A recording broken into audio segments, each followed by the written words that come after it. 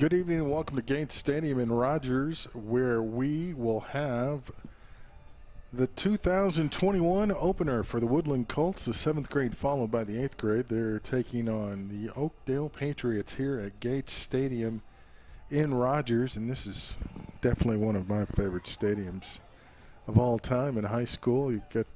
We're on the home side, and you've got seats outside on the second level and on the third level to our left and up above us. It's absolutely gorgeous.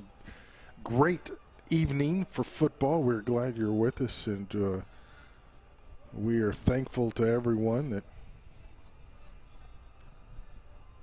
we are back this year to do some more Woodland Colts football. Matt Jones on his way. I'm Blair Cartwright, and so we've got everything set up. Looks like Oakdale, as you can see, coming off the field. They're ready to go. Woodland's still out there going through some drills, and the Colts obviously have a little bit of a depth advantage. They've got a much larger roster than Oakdale. We've got our captains making their way out, and for the Colts, William Flowers and Elijah Marshall will be the captains, and I think that's number 50 for Oakdale. That's Kevin Perez.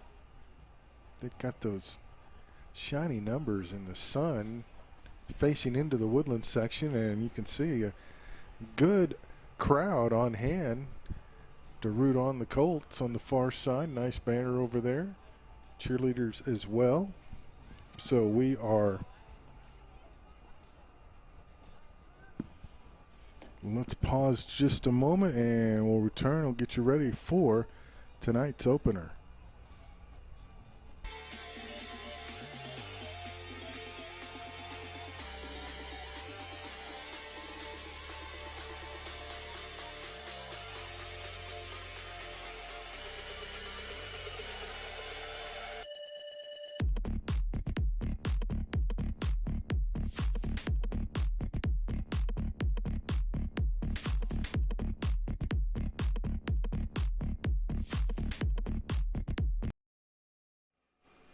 All right, I'm sorry I missed the coin toss. Had to answer the phone. The crew's running a little late today. Getting tied up in traffic on 49. So we've already had the coin toss. And now the Colts, as you see, will gather up around head coach Bobby Crockett, welcome to tonight's our P announcer. Let's listen in. Woodland Colts versus your Oakdale Patriots. If you would, please rise and recite the Pledge of Allegiance. I pledge allegiance to the flag of the United States of America and to the republic for which it stands, one nation, under God, indivisible, with liberty and justice for all. Now please take a moment of silence.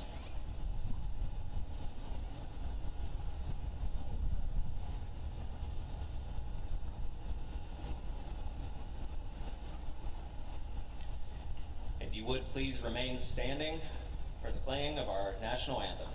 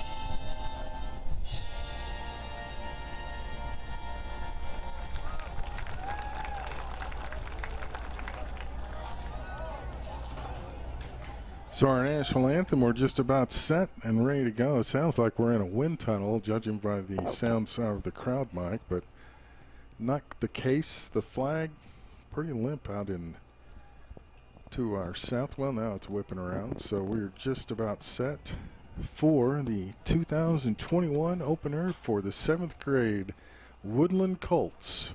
Again, Blair Cartwright and Matt Jones with you, and Matt has arrived. Yeah, how about that? It is hot. It is warm. You know, it's interesting, when Woodland played last year, it was hot on the first game, but it seemed like we had some warmer games like late October than we did earlier in the season. It's going to be tough to top this one today. It is a scorcher outside. It has gotten warm, yes, and it will. I would imagine it's going to be just as warm, if not warmer, tomorrow over in Owasso. 98 degrees is the high in Tulsa tomorrow. Yay. Yay. It was hot when we were there 2 years ago, but I don't think it was that hot. No, this is brutal. That's one of the hotter places that I can remember playing. Yeah. It's 88 degrees here in Rogers tonight. Feels like 95. Yeah. Probably about 10 degrees warmer down on that turf where the boys are playing tonight. Yeah, thankfully, well, not thankfully, but it has been warm the last couple of weeks, so maybe they've been able to get acclimated as Oakdale is going to start us off. Oakdale wearing the purple with the white helmets, and Woodland with the white helmets, white jerseys, blue pants. Short run on first down. It'll be 2nd down and 9. The ball carrier's helmet came off, so he'll have to come out. Yeah, we'll see how That's Henry Carranza Candeas on the carry that time for Oakdale.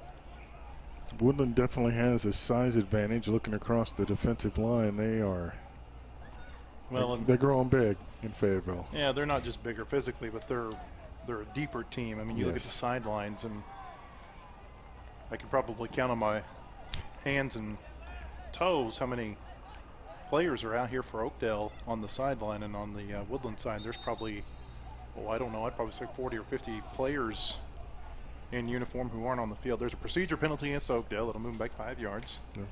Kind of like what we saw against Fulbright last year. Oakdale Patriots move back. And some other schools. Now, I'm never sure what to expect from the clock operators during these 7th grade games, but this one tonight, this game tonight includes 8-minute quarters. There have been some games where there's 6-minute quarters. There's a low snap, and he's going to be taken down back inside the 5-yard line. Good tackle that time for the Colts. We're a little way away from the action, and it's going to take my eyes a minute to get used to how far away we are from those players. That was Nash Wassmiller on the tackle for the Colts. Really nice job, too, of corralling the runner. 3rd down and really long, 3rd down and about 30. This one's going to go down inside the end zone. He's going to fall on it at the 1. It's not a safety, but now it'll be 4th down for Oakdale, and Woodland will get the ball. In 7th grade, I got to brush up on my my rules here, but I believe they go back 30 yards, so Woodland should get this ball somewhere around the 31-yard line. There's no punts in the 7th grade game. It is 30 yards, so Woodland's got it at the 31, and this will start with 6:14 to play in the first quarter. So our first look at the 7th grade Colts. There's some big young men out there, future Purple Dogs.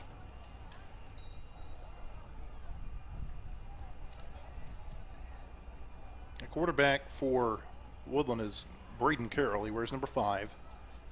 They'll operate out of the pistol formation. Here's a nice run across the 25, breaks the tackle, falls forward near the 21-yard line. That's close to first down yardage for Landry Taylor. Good run. Good blocking. Nice hole. They did give him first down yardage to the 21. It's a gain of 10.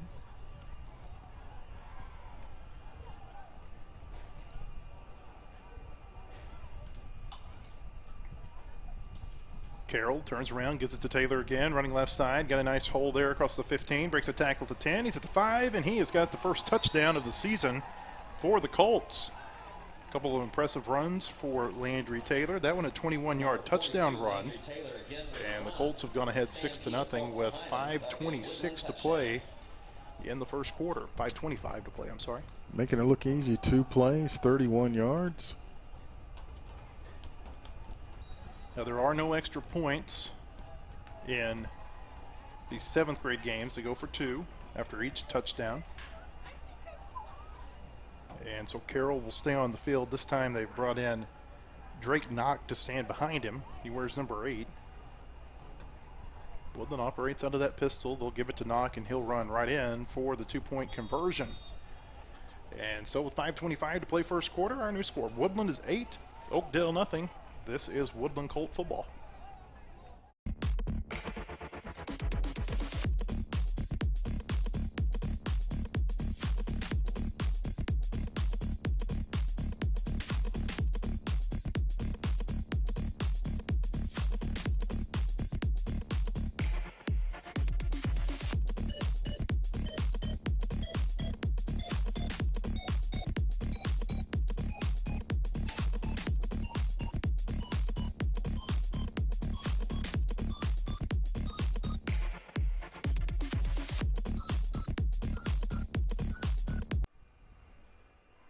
.25 to play first quarter. Woodland leads Oakdale 8-0 here in Rogers, home of the Heritage War Eagles. 3 straight on the road for Woodland to open the season this year. We go to. Yeah, well, they played a lot of games at home last year. Yes. That's the trade-off. Yep. What goes around comes around. We're in Springdale next week to face Lakeside, and then across town to Central, and then the big showdown with Ramey. Low snap for Oakdale on first down. They fall forward for about a yard. On the tackle that time for the Colts was Kyler Moore. 2-yard gain that time. That was Jaden Cortez on the carry.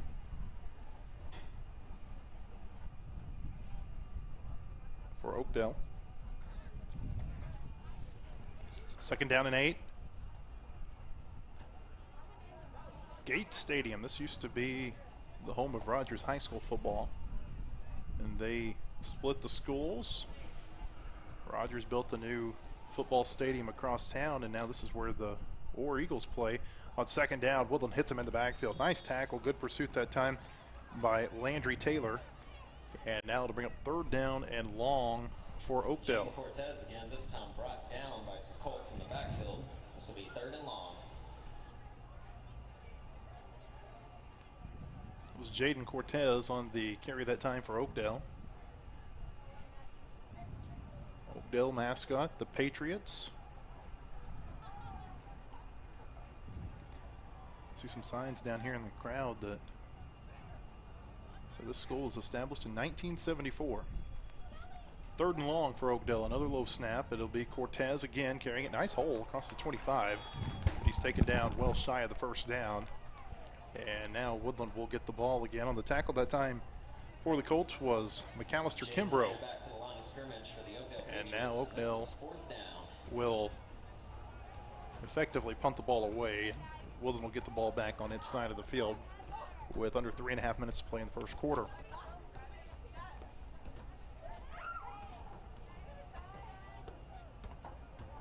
Mentioned that Gate Stadium was the home of Rogers High School football. The Mounties had that great team in 2006. I can remember being at a game, maybe 2 games up here, and I mean, you couldn't find a place to sit in the grass. It was so packed. There was so much interest in Rogers, and that was really the last great year for football in Rogers. Both of the programs have struggled some in the years since. 1st down for Woodland at the 44-yard line, its own 44. They will throw left side. This pass is caught, but he's going to be taken down at the line of scrimmage. On the reception that time was Blake Johnson. The quarterback on this series for Woodland is Lawson McClure, wears number 7. So they'll rotate quarterbacks. No gain, maybe a gain of a half yard. 2nd down and long for the Colts.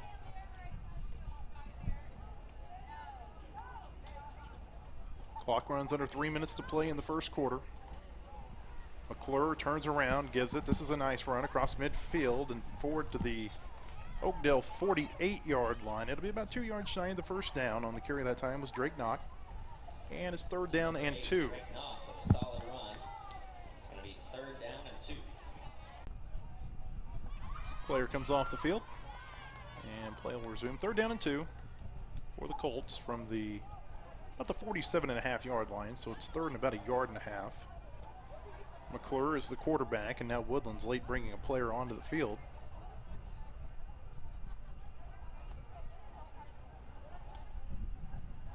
They'll turn around and give it. Breaks the tackle, bounces outside. He's going to get the first down across the 45. Falls forward across the 40 and out to the 38-yard line. Landry Taylor with a nice run that time. Looked like he might get taken down for a loss and turns it into about a 10-yard run. Landry Taylor again on the run for the Colts, and that'll be a Woodland first down. We'll mark the ball at the 37-yard line. Clock continues to run first quarter. Woodland leads this game 8-0.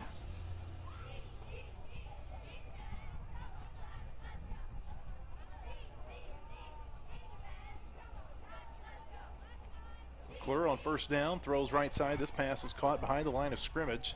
Makes a man miss at the 35, across the 30, and he's got a first down yardage out to the 26-yard line. On the reception that time for the Colts was Owen Summerford. That's a gain of 11. That's Owen Summerford receiving the ball for the Colts, and they're going to pick up another Woodland first down. Woodland not really in a lot of hurry in between their plays, but they still run it at a pretty good pace for a team this age. First down for McClure. Play action now goes left side. This pass is caught, and I'm not sure if that was who the pass was intended for. He's going to be taken down in the backfield. It was caught by McAllister Kimbrough, but it looked to me like it might have been Javian Strickland was the intended receiver.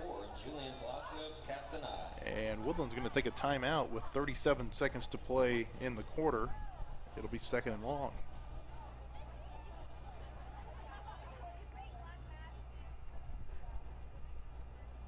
After that September 23rd game against Ramey, that'll be the first of 2 straight weeks back at Harmon Field. The Colts will take on Bentonville, Washington on September 30th. Then they'll go to Bentonville on October 7th. They'll take on Grimsley. Grimsley, that is a school with some big kids. They certainly left an impression on us last year with the size of their players. That game will be taking place at Bentonville West High School in Centerton, October 14th. Fulbright from Bentonville comes to Harmon Field. October 21st, we're at Harmon for a game against Rogers Kirksey. And the season will end on October 28th when Woodland goes back to Springdale High School for the second of 2 games at Gerald Williams Bulldog Stadium, and they'll take on the George Giants. 2nd and long. McClure in the pistol will give it to Knock on 2nd down across the 25. The 20 flags come in. I think this is going to come back. He's taken down at the 18-yard line, but it looks like this is going to be a hold against Woodland. It is, and they're going to mark this off. It'll bring up 2nd and very long now for the Colts. That nullifies a run of about 11 yards that time for Knock.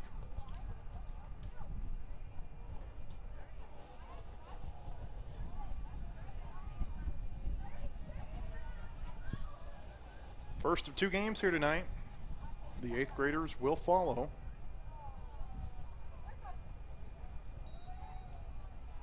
Woodland's 7th grade team had a great season a year ago. Looking forward to see how those kids have progressed. They throw over the middle on 2nd down. That pass is incomplete. McClure was looking for his tight end.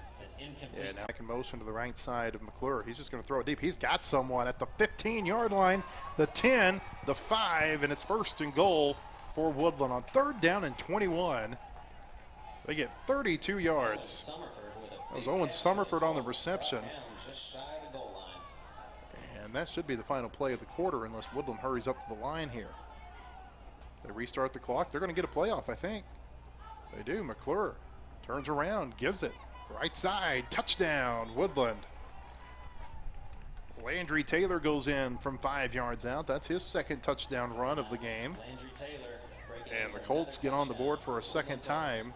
As the clock expires in the first quarter, they'll run a 2-point play, and then we'll change sides of the field.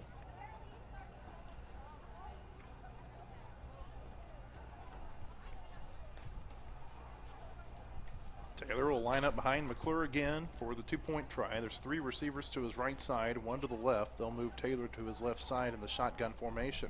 It's a pass all the way, throws left side, that pass is caught. 2-point try is good as McClure hits Blake Johnson.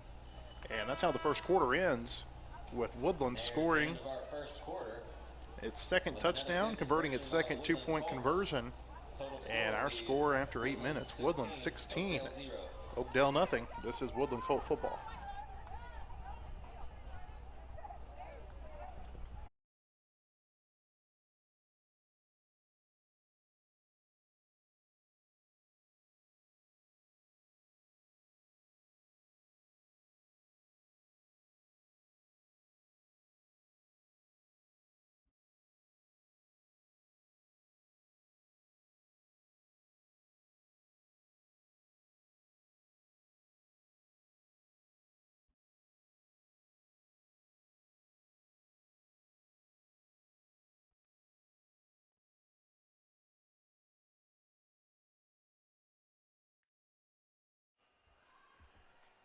Back at Gate Stadium as we get ready to start the second quarter. Woodland leads Oakdale 8-0. Having a few technical difficulties. We're working on getting those corrected right now. Oakdale getting ready to start its third possession of the game. Patriots have yet to pick up a first down. Here's a good run across the 30. And they've got their first down at the 35-yard line. A pickup of 10 that time for Jaden Cortez. He wears number 9. It's kind of hard to see Oakdale's numbers. They wear black numbers on top of purple jerseys. This would be really hard to see if the sun wasn't shining down here on the east side of Rogers.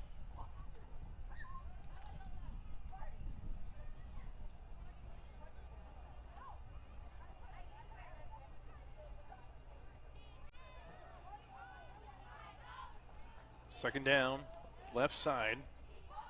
Low snap, but they're able to corral it. Here's Cortez across the 35, and he's going to be taken down after a gain of 3. Nice tackle that time by McCall Jarrett, and it'll be second down and 7 for the Patriots. A pile of Colts on top of number 9, Jaden Cortez, picked up a few yards for the Oakdale Patriots.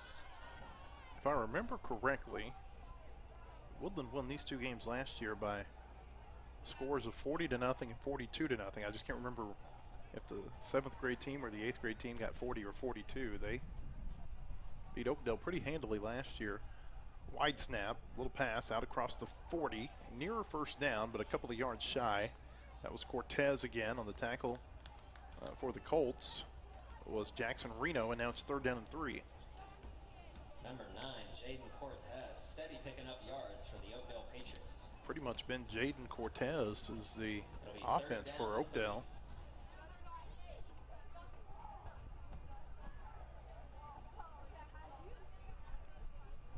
Third and 3. Patriots need to get to the 45.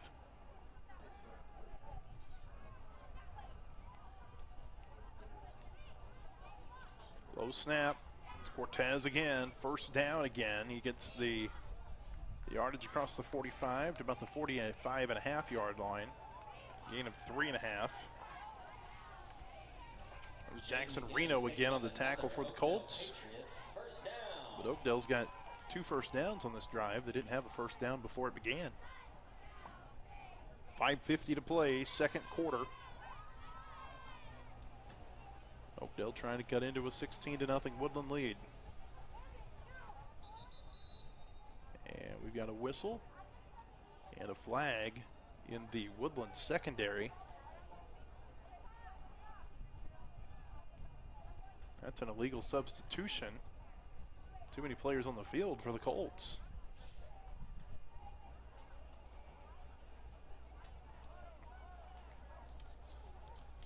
Maximus Clark had to run off the field. They had 12 after Oakdale broke the huddle. So it'll be 1st and 5 for the Patriots at midfield. They need to get to the Woodland 45. Looked like they might have gotten away with the procedure. And this is going to be 1st down yardage across the 45. Well, they'll say he was taken down at the 45-yard line. That was Henry Carranza-Candeas. Yeah, and that's Oakdale's 3rd 1st down, bordering on 3 minutes long. And they've got a fresh set of downs, too.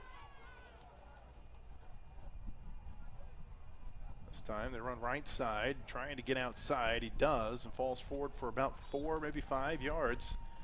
In fact, they'll give him 6 yards out to the 39. That was Henry Carranza-Candeas again. It'll be 2nd and 4 for the Patriots. Couldn't see who made the tackle that time for the Colts.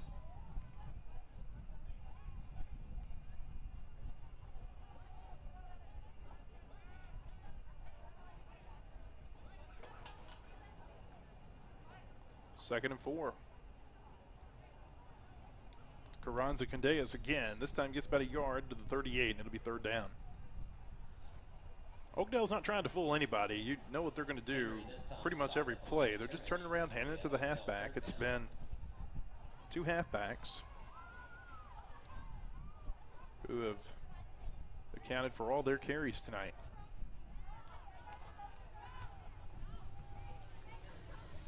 Third down and 3. Oakdale needs to get to the 35 of Woodland. Again, looked like they might have gotten away with the procedure. This time the ball is dropped, and a big hit back behind the line of scrimmage. That was McElroy Micah, I'm sorry, on the tackle for the Colts. I mean, he just laid that quarterback out. And now Oakdale's got 4th and long, 4th down and 10. Looks like they're going to keep their offense on the field and go for it here. Woodland with a little bit of confusion maybe, running players off right before the snap. It's a low snap. They'll give it left side. Big hole across the 40. They're going to get 1st down yardage and maybe more at the 30, the 20, the 10. Touchdown, Oakdale. How about that? 45-yard touchdown on 4th down and 10. Henry Carranza-Candeas with the carry for the Patriots. And just like that, they have got an opportunity to cut this lead in half.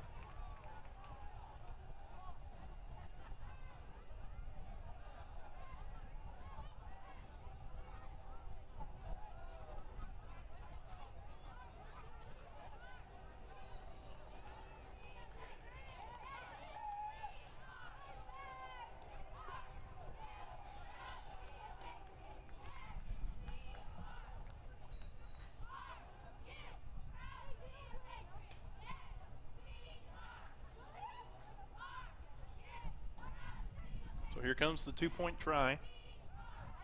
Julian Palacios Castaneda is the quarterback. Takes it, hands it, and they run up the middle for 2 points. Julian Cortez on the carry that time for Oakdale.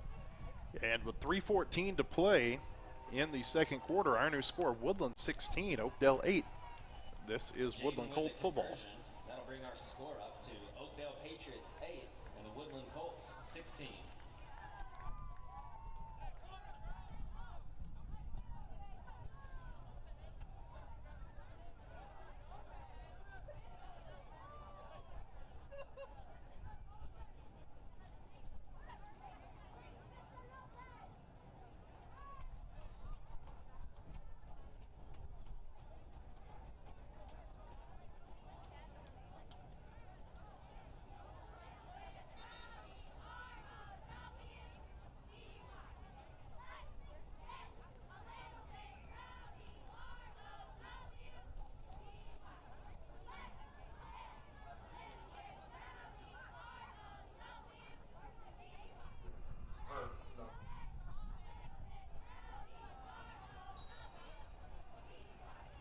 Woodland is going to take over 1st down on its own 25-yard line. The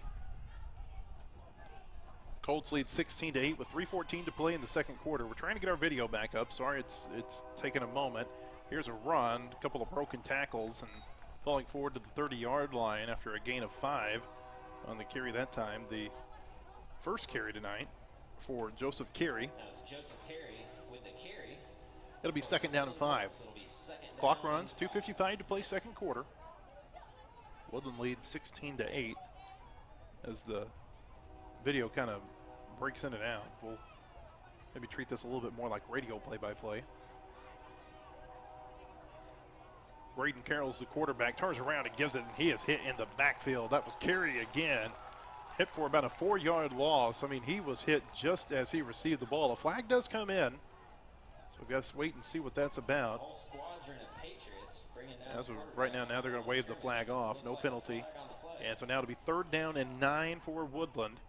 The Colts at their own 26-yard line. They need to get to the 35. No flag on the play. This will be third down. 2:27 to play, second quarter. Woodland leads 16-8.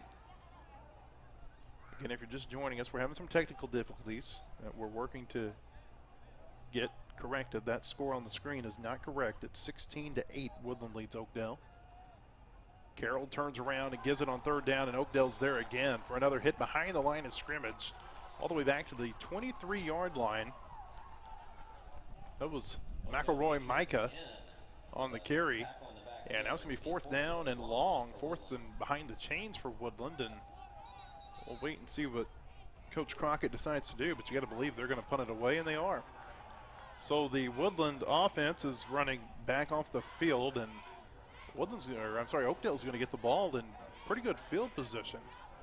They'll mark off 30 yards from the 23. That'll give Oakdale the ball at its own 47 with 1:55 to play before halftime.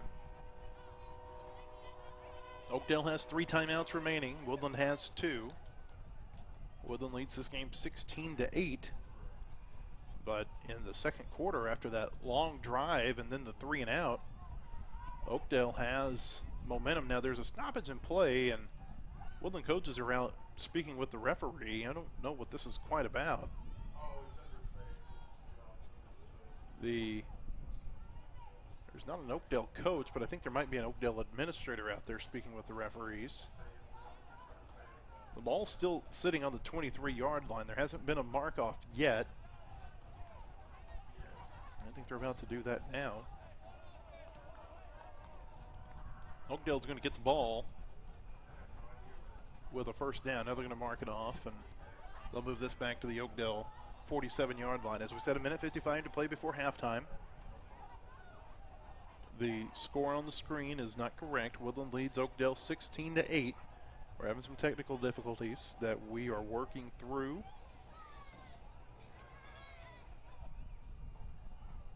Blair's on the phone, hard at work, trying to get that taken care of.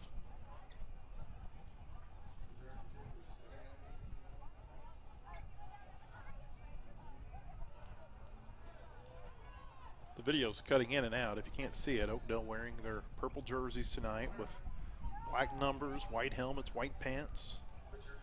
Woodland, white jerseys, white helmets, blue pants, blue numbers. 7th graders, they don't have the decals on their helmet. The 8th graders will when they take the field here in a little while. 8th graders are sitting in the bleachers on the south side of Gates Stadium. Those are the bleachers where the Rogers Heritage Band would sit during a high school game. We're finally just about to be back underway. Oakdale has come out with 3 receivers to the right side in a pistol formation on first down. And the snap is low and a flag comes out. And this is going to be offsides against Woodland. They'll blow the play dead, and it'll be first down and 5. That'll move Oakdale back across midfield and put the ball at the Woodland 48-yard line. Looks like offsides on Woodland. It's going to bring the Oakdale Patriots up 5 yards. A couple of penalties in the last 2 drives have given Oakdale first and short, first down and 5. They're able to convert it in one play on the last drive. We'll see what they do here. Clock still stopped at 1:55 to play before halftime.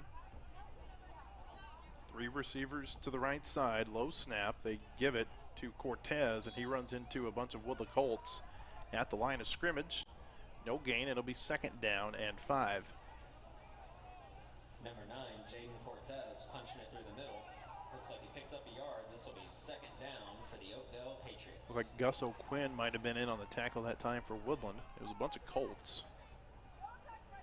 Basically ran into about 3 or 4 players. Second down and 5. Minute 25 to play before halftime. The Colts have got a 16-8 lead. Oakdale with 2 receivers to the left side. This may be the first time we've seen them pass all night. They throw left side across the 45. First down, Woodland 40. And out of bounds at the 37-yard line. That was Josiah Cordova on the reception on the pass from Julian Palacios Castaneda. They'll mark him out at the 36-yard line. It's a gain of 12. Clock stopped on the play out of bounds. 1:11 to play before halftime. Oakdale trying to tie this game up. It was all Woodland in the first quarter. It has been pretty much all Oakdale in the second. Low snap goes through the legs of the quarterback. He picks it up, tries to run around and get something, but he's going to be wrestled down in the backfield. The first Colt there was McCall Jarrett, and then he was joined by a couple of teammates. Jacob Elliott in on the stop, also Wesson Smith. And it's second down and long now for Oakdale. That basically erased the run they had on the previous play. 12-yard loss back to the 48-yard line. It'll be second down and 22. Clock runs, 43 seconds to play in the second quarter. Oakdale's got all of its timeouts, but not electing to use one right now. The Patriots need to get to the 26-yard line. Passing situation here, running left, being pressured and taken down out of bounds. Behind the line of scrimmage was the quarterback. Once again, that was McCall Jarrett on the tackle for the Colts. It's a loss of 1 to the Oakdale 49. The clock stops with 27 seconds to play before halftime. Julian Palacios Castaneda on the carry that time for Oakdale. Third down, there's a chance. If Woodland doesn't want the ball back, this could be the last play of the half. From the 49, third down and 23. Palacios Castaneda looking.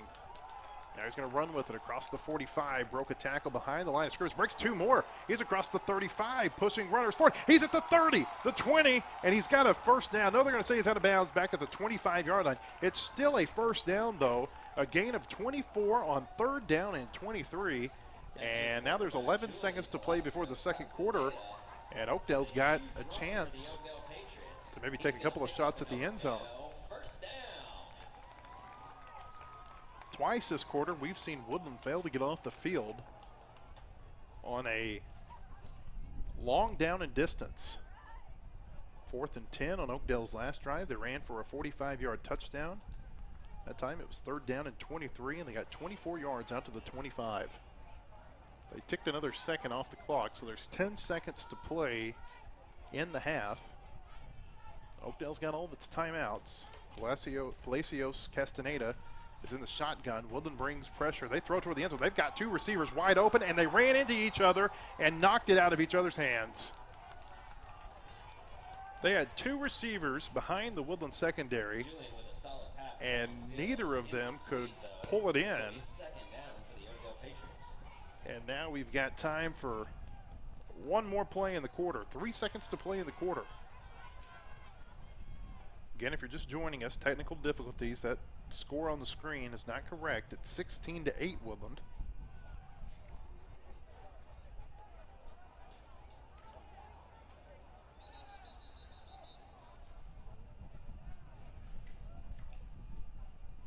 Just to let you know, we're going to reboot the computer at halftime. It's only spitting out color bars for some reason, so we're going to shut the computer down at halftime. Since you can hear the audio, we'll keep it going, obviously. But we will momentarily pause the stream and hopefully bring it back up and have video for what should be a very exciting second half. If you should happen to lose the stream, just make sure to refresh your computer page. We'll be back. Worst case scenario, it'll be audio only, but hopefully it will be video.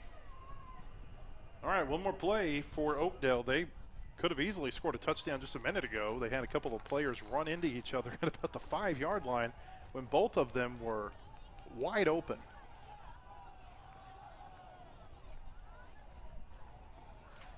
Palacios Castaneda is the quarterback. Woodland brings a little bit of pressure. He throws toward the end zone. This pass is intercepted at the 9-yard line. Back across the 20. At the 30. He's got some blockers at the 40. He's at the 45 midfield. Waits for more blockers, running backward 5 yards, and now he's going to be taken down at the Woodland, or I'm sorry, at the Woodland 47-yard line. That was Owen Summerford with the interception. That return will go down as 38 yards. And at halftime, our score, Woodland 16, Oakdale 8. We are going to take a break, reboot, and we'll be back for the second half in just a few minutes. And before we do, let's say thank you to our sponsors, Centennial Bank, Mellow Mushroom, Catering Unlimited, Feltner Brothers, Chick-fil-A, Jarrett Sock Company, and Signature Bank. Since you can't see their logos, we want to express our appreciation for their support. We're going to stop the stream momentarily, and we'll be right back. This is Woodland Football.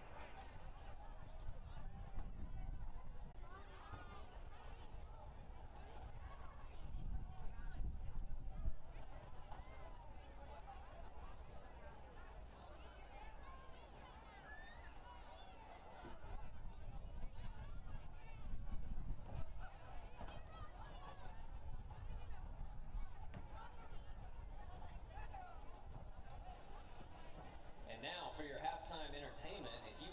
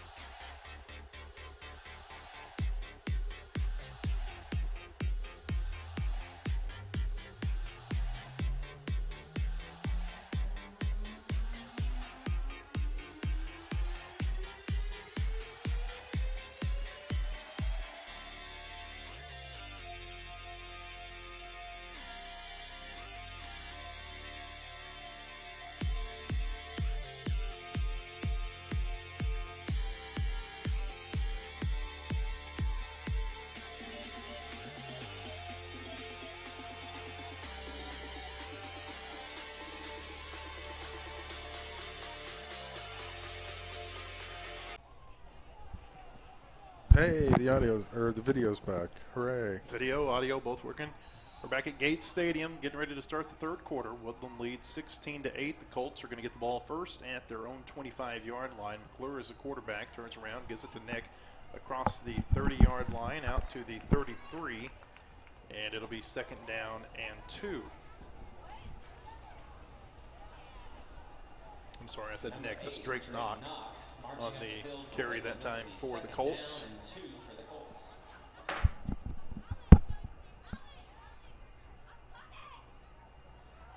Woodland made a stand of sorts at the end of the second quarter to preserve its lead. Now we've got all kinds of movement. I think this is going to be a false start against the Colts. It is. It's a false start against the right tackle, Logan Farber. And that'll move the Colts back 5 yards. It'll be second down and 7. Yeah, that nice interception on the last play of the first half, and almost made the Antonio Langham long touchdown return, but didn't quite get there. Second down here. It's Knock with the run. He's going to be taken down to the backfield. May have fallen forward for a yard to the 30. He was ramped up pretty quickly. And it'll be third down. Pretty good push from that little bit undersized Oakdale defensive line. Yeah, scrappy little bunch. Colts really need to get a first down here. Keep the momentum going on their side. Yeah, it's kind of stalled a little bit. On the 30-yard line, they need to get to the 35. It's third down. McClure is the quarterback. They bring a man in motion. Looked like Oakdale might have been offsides, but they're not going to call it. Across the 40-yard line. This is first down yardage. A flag comes down at the end. Let's see what that's about. Yeah, this Landry Taylor with a 10-yard carry, but they're going to call a hold against the Colts. Oh, my goodness. Well behind the play, too. They threw that flag almost at the time he was being tackled. Yeah, it was kind of late, but. So that's going to nullify a first down run. It'll move Woodland back to the 21. It'll be a 9-yard loss, or 9 penalty yards tacked on. And so now it's going to make it third down and 14 for the Colts. 6:26 to play in the third quarter. And I'm with you. I think the young man might have gotten across the line of scrimmage a little early. Yeah, it definitely looked like offsides against Oakdale on that play. Third and 14. McClure, the quarterback. They've got 3 receivers to the left side, 2 to the right. Looked like Oakdale got offsides again. Still no flag. A carry this time for Drake Knock. He's pulling some runners forward up to the 26-yard line, but he's well shy of the first down. And it'll be fourth down, and I believe Woodland's going to get the ball back right here with 5:48 to play in the third quarter. And the young man who had appeared jumped early was the one that kind of initially grabbed the jersey and slowed him down. I got to tell you, when I played 7th grade football, we weren't trying to time the snap. We weren't running the shotgun either, or doing in motion or any of that stuff. I mean, it's amazing what these kids do. It has changed a lot, that is for sure. Yeah. This is not our 7th grade football. We were just trying to get lined up correctly. Yeah. Trying to figure out how to put our eye black on. Yeah. Oakdale will get the ball at the 44-yard line. 5:24 to play in the third quarter. Just trying to walk from the sideline of the huddle without falling down. I can remember the first game I ever played was at Cedarville, and I will go to the grave believing that Cedarville has a football field that has about a 3% grade decline from one side to the other. Okay. Well, that was common back in that day. You definitely want to run the 40 to one side of the field over the other. Yeah. Owen Field in Norman was like that for a while. Turnover on downs. Oakdale with the ball. First down, 3 receivers to the left side from the 44. Looked like might have been another false start. Still no flag. Carry is going to be a loss of a yard back to the 43-yard line. Good pursuit by Siler Moore. He didn't come up with the tackle, but did a great job of blasting through the hole and tying the running back up a little bit. It's Derek LeBlanc on the tackle. And he stands out on the field, Blair, because I think he's about maybe 4 inches taller than anybody else out there. Yes. And wearing 34, he looks like a young Bo Jackson out there. Notice he's got the W on the side of his helmet, which means he'll be playing for the 8th grade team too. Second and long, they give it to Cortez, and he's going to be taken down in the backfield. Guess who? Loss all the way back to the 38-yard line. It was a long on the tackle again that time for Woodland. And now it'll be 3rd and long. He's just got instincts.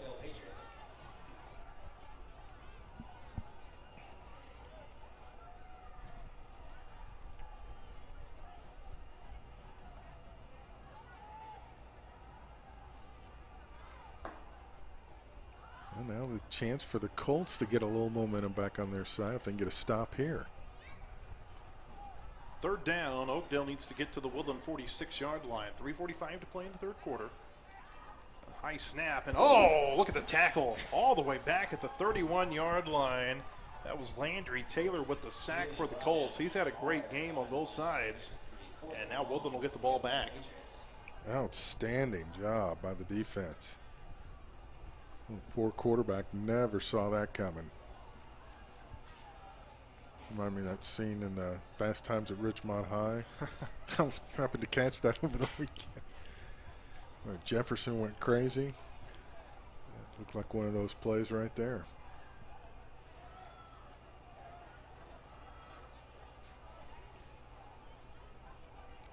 Well, it'll be interesting to see, too, how this heat starts to affect everybody about this point in the ball game.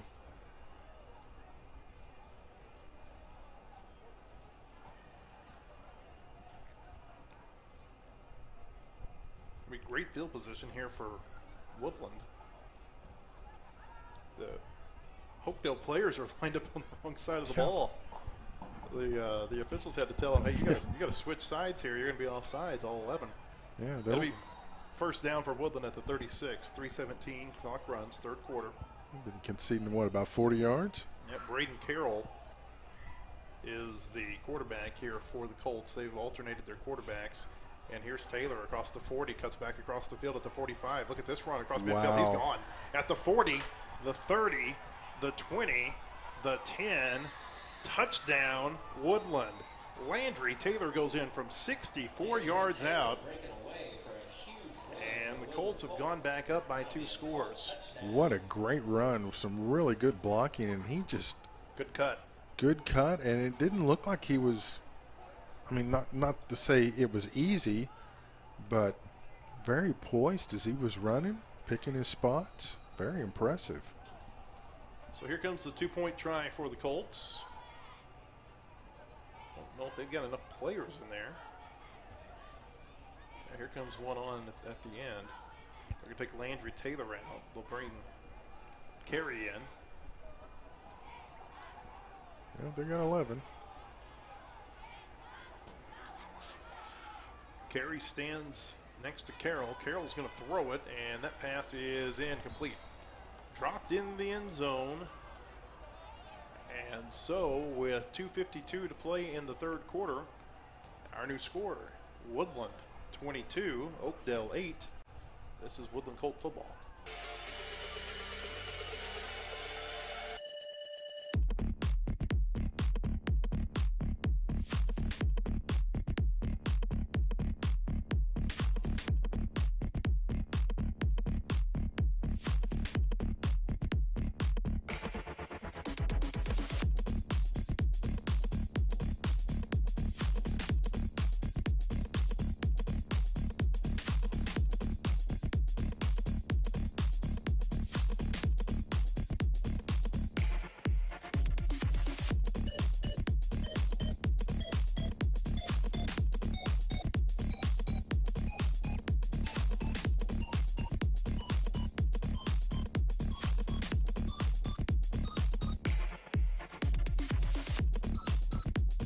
.52 to play 3rd quarter. Woodland leads Oakdale 22-8 after a 64-yard touchdown run by Landry Taylor. Got the momentum back on their side. Landry Taylor's had a really nice game on both sides of the ball. I mean, we had mentioned that just before the touchdown run when he made the sack on 3rd down. It's going to be a fun team to watch this year. Oakdale from the 25, a low snap. The ball came out, and he's able to fall back on it. Actually, I don't think that was the ball carrier. I think that was someone else who came through, and it was a lineman who fell on it. Well, those numbers are getting harder and harder to read as we. They are. Black numbers on a purple jersey. It was Julian Palacios Castaneda on the carry that time. They look great up close, but they're a broadcaster's worst nightmare. Yep. It was a gain of 3 because he fumbled the ball forward. Very fortunate break for the Patriots. 2nd and 7, under 2 minutes to play in the third quarter. Again, looks like they're jumping and it's just not getting called. Palacios Castaneda throws it. That pass, was it intercepted? Yes, it was. Owen Summerford with his 2nd interception of the game, able to pull it in at the 36-yard line, and the Colts have forced their second turnover. And that snap bounced on its way back to the quarterback too, so I think the Colt defensive line is giving everybody a little bit of case of the jitters. Summerford had the interception on the final play of the first half. This time able to scoop it up off the turf. Probably getting just a little bit cooler out there for the players. The press box is casting a pretty long shade over the field here at Gates Stadium.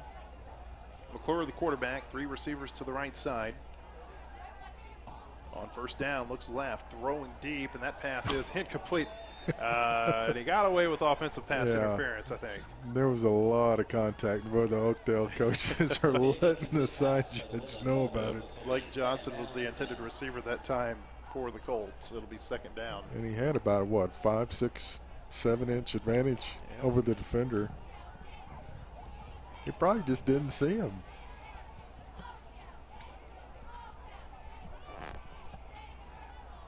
Second down from the 36 of the Patriots. McClure gets it off in front of the blitz across the 35 out to the 30-yard line, and he takes a big hit on the Woodland sideline. Kyler Moore with the reception, and it'll be 3rd down and 4. Really nice block there by Drake Knock to protect his quarterback, or else he was going to get leveled. I still just cannot believe we're seeing blitzes in 7th grade. The schemes and everything, the game has definitely changed. Knock with the carry. He's got first down yardage. I think it's going to depend on the spot here, Blair, because I thought he had forward progress, and then looked like he might have moved backward a little bit. It's going to be close. I think he might be a half a yard shy. Yeah, it's 4th down. It'll be 4th and about a half yard. I think he might have had it at first, and then he kind of bounced off and didn't get stepped the forward backward progress. and didn't get the full forward progress. But I think it was the right call in terms of where they marked the ball. 4th down and inches. They need to get to the 26-yard line for the first down. McClure will give it to Knock again. He's got the first down and maybe more across the 20. He's at the 15, and he falls forward to the 13-yard line. Nicely done. Good blocking again. Run that time of 14 yards for Knock, and that might be the final play of the quarter. We'll see if Woodland tries to get a snap off like they did a moment ago. They're not. They're going to run to the sideline and let the clock expire here on the third quarter. Woodland leads Oakdale 22-8. The fourth quarter's after this. This is Woodland Colt football.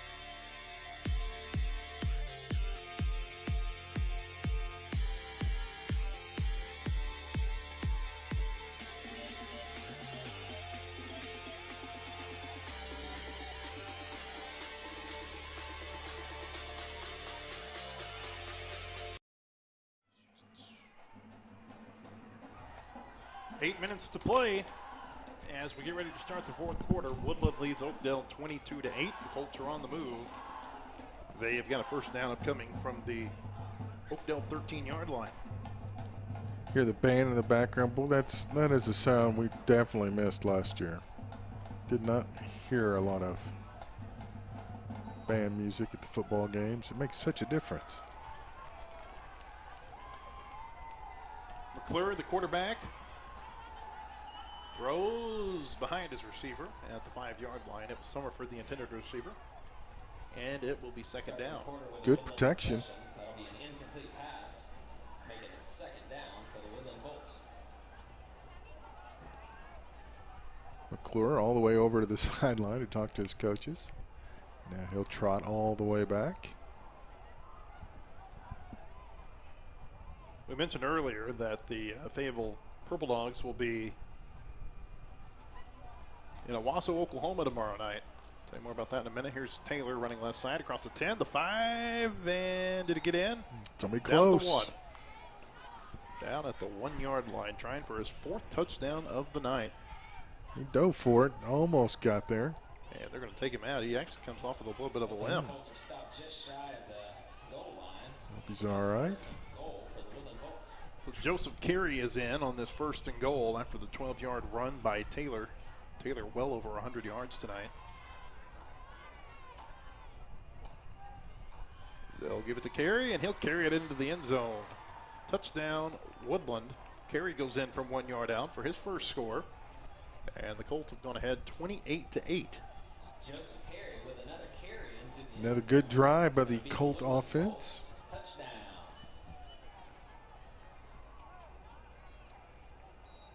They do not beat themselves.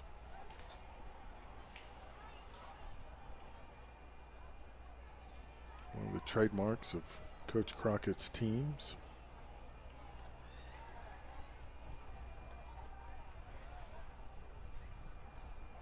And on the 2-point try, the pass is caught, and the 2-point conversion is good, but there is a flag. They're going to call that. Looks like a hold is what they're going to call. Now, who are they calling it on is the question. Javian Strickland caught it and ran it in, but it's going to be a hold against the Colts, and so that's going to nullify the play, and they're going to try it again. They're going to call it on the blocking receiver. It looked like he had his hands in side where he was supposed to, but obviously the official did not think that was the case. It's going to move the ball back to the 11-yard line. Looks like we're going to take Woodland back and redo the conversion. Kind of an interesting dynamic here because we've seen Woodland mainly just run the ball tonight. And now you're in a position where you probably throw a pass. We just haven't seen him throw it down the field just a whole lot. McClure is going to throw it, though. Looking for somebody, and now throws over the middle. That pass is incomplete. In and out of the hands of the intended receiver, Kyler Moore. And the 2-point try is no good. And so it's 7:22 to play. Our new score, Woodland 28, Oakdale 8.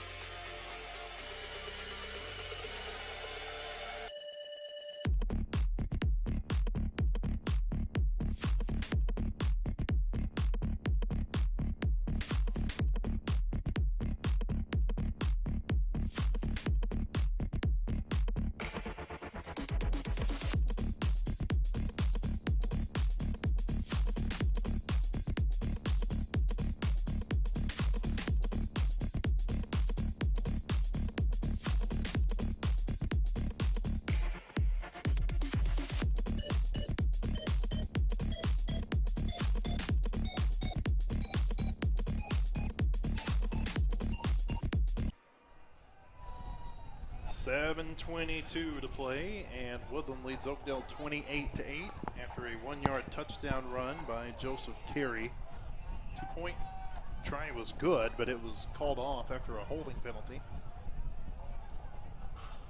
And so now Oakdale will start from its own 25. Another low snap. That's been a problem all night. Cortez with the carry, spins off a tackler, falls forward for 2 yards. Like Holden DeWeese was in on the tackle that time for the Colts. 2nd down and 8. Jim Burrow almost had him, but he just ducked. Jaden Cortez with a carry. Picked up a couple yards for the Oakdale Under 7 Patriots. minutes to That'll be play. Oakdale's second down.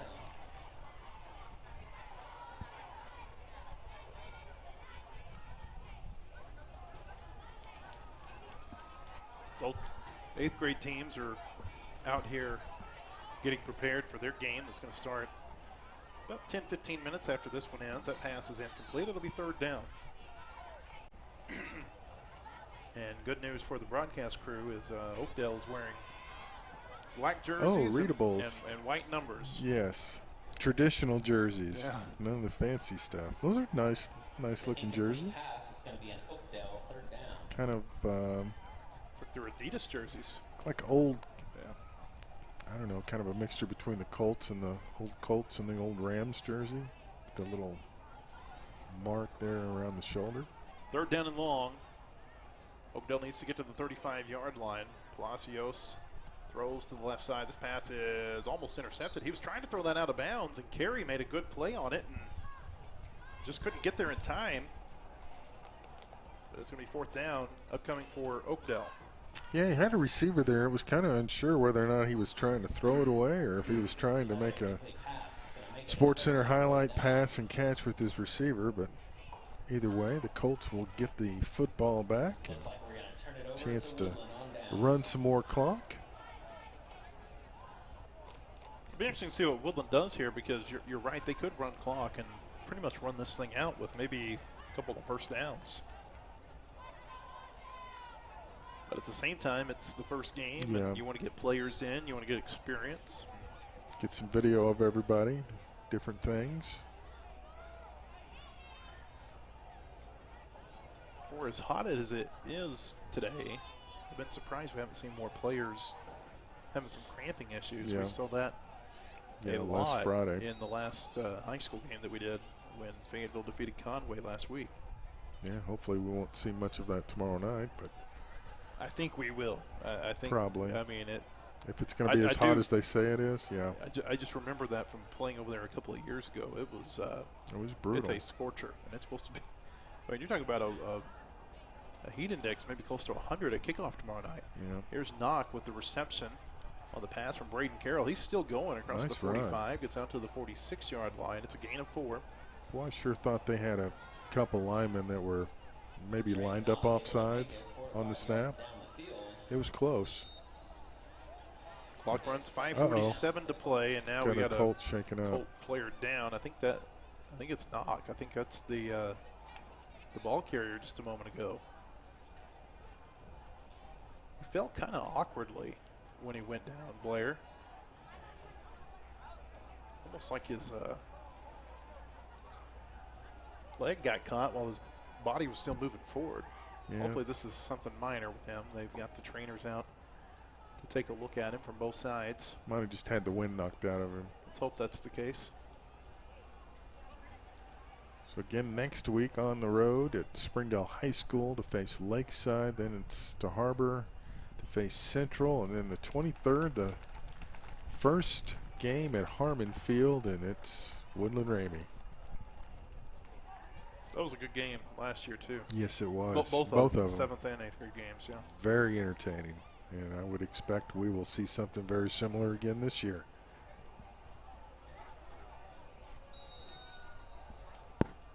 Good to see Knock get on his feet and run off the field. It's second down and 6 from the 46-yard line. Carroll gives it to Carey. Carey lowers his shoulder, gets to midfield, tries to break away but can't. It'll be a 4-yard carry, and it'll be third down and 2 as the clock continues to run. 5.5 minutes to play. Nice run by Mr. Carey, and a nice job by the Woodland player there to wrap him up and bring him down just inside the 50. Boy, it does look like that. Watch that left end, Matt. It looks like he is lining up right on the ball. Of course, he won't do it this time now that I've pointed it out. It does kind of feel like Woodland's in a ball control situation here. They're running the clock down below 10 on every snap. Carey breaks a tackle behind the line of scrimmage, throws a couple of his offensive linemen out of the way, and gets 3 yards out to the 47-yard line. It'll be second down and 7 on the tackle that time for Oakdale. Looks like he just squeaked in for a Woodland Colts first down. I don't know. Yeah. Number 51. We have 2 number 50s on our roster that we've been given, but no 51. Yeah. That always happens. But Mr. Newby went after the guy that came through the line and tried to hit his running back, and he was well out of the play, but he went after him to block him. Say, hey, you're not going to touch my guy. I think Carey stiff-armed 1 Oakdale player and 2 Woodland players on that one. A sweep on 2nd down across the 45 out to the 42-yard line. It was Nash Weissmiller on the carry for the Colts, and it'll be 3rd down. Clock continues to run. 4:07 to play 4th quarter. Good hard run. We knew he was going to have contact, and he just lowered his shoulder and went. Picked up 5 yards for the Colts, and this will be his 2nd down. I mentioned that if Woodland wants to, they can kind of run the clock out here. I don't know that they're just content on doing that. They're starting to kind of speed up their snaps a little bit. Here's a run across the 40. Big hole to 35 down to the 31-yard line. It was Kyler Moore. And it's another Woodland 1st down. More good blocking. Just very solid fundamentally. I mean, it's hard to believe these are 7th graders. I mean, the fundamentals and the skill and just the discipline. Man, I know we didn't have that when I was in 7th grade. There's no way. We ran like 2 plays.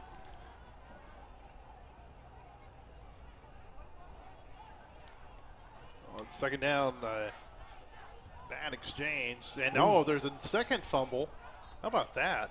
You got it back Braden again. Carroll recovered a fumble 2 times on the same play. I don't know if I've ever seen that at any level of football. No.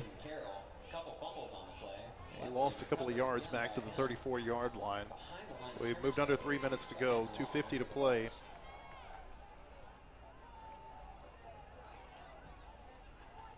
Carroll and McClure have both led touchdown drives tonight at quarterback for the Colts.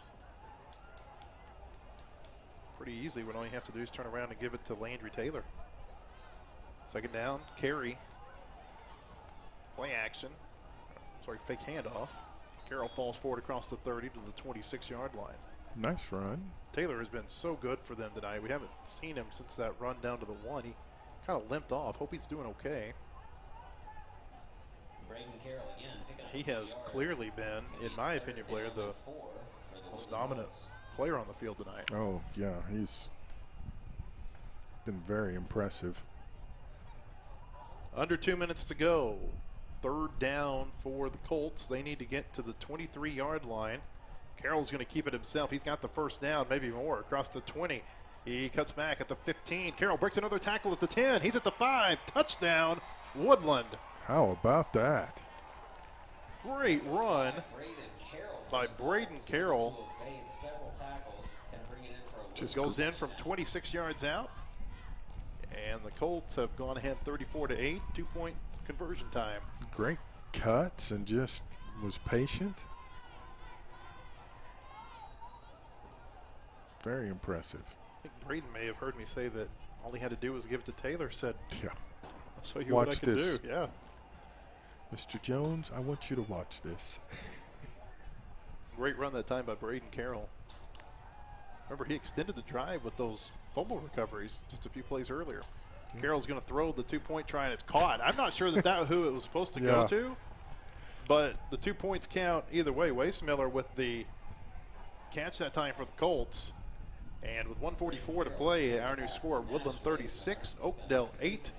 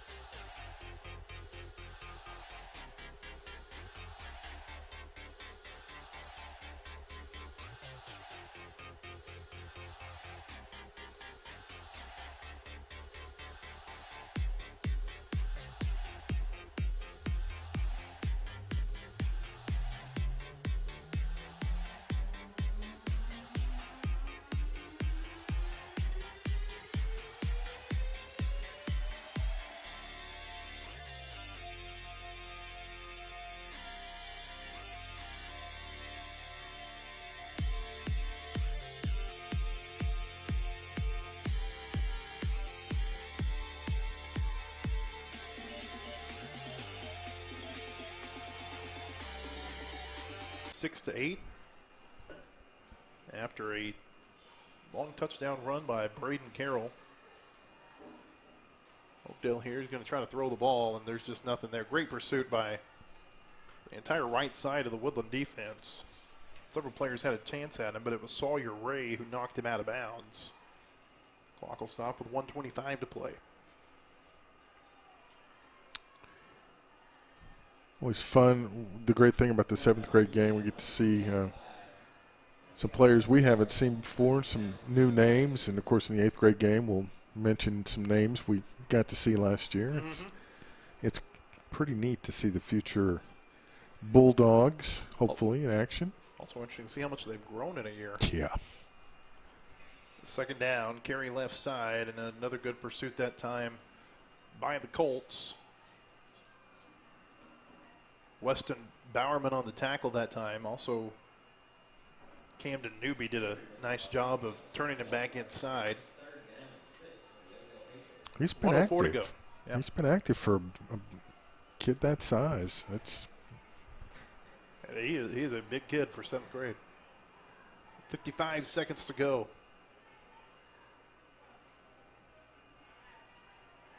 Low snap. And nice run across the 30. Still on his feet across the 35 out to the 37-yard line. Julian Palacios Castaneda on the run that time. A flag comes in at the end of the play. And so the clock will stop. Would have stopped anyway because it was first down yardage out to the 36-yard line. But we've got to wait and see what the flag is. It's a face mask. Personal foul against the Colts, and so that'll move the ball to the Woodland side of the field. Yeah, usually not a good thing when it's on the sideline like that.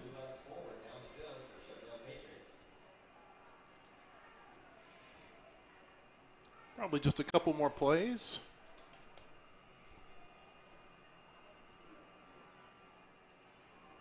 Woodland's going to be a big winner tonight. This game was 16-8, and Oakdale had a chance for a touchdown right before halftime. Had a couple of players run into each other, and they really haven't had a chance since then. Those were their two best drives, the scoring drive and that one at the end of the second quarter. Here's a play, though, across the 40. He's at the 30, the 20, the 15, the 10. Touchdown, Julian Cortez. Correction, Jaden Cortez with a 49-yard touchdown reception. That's his second long touchdown tonight. Also had the 45-yard run. And Oakdale's going to get on the board for a second time before this one ends.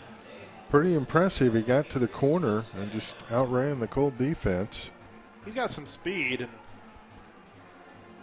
and you notice he's got the decal on his helmet. Makes you wonder if he's going to play up with the 8th grade team here in about 15, 20 minutes. I bet he does.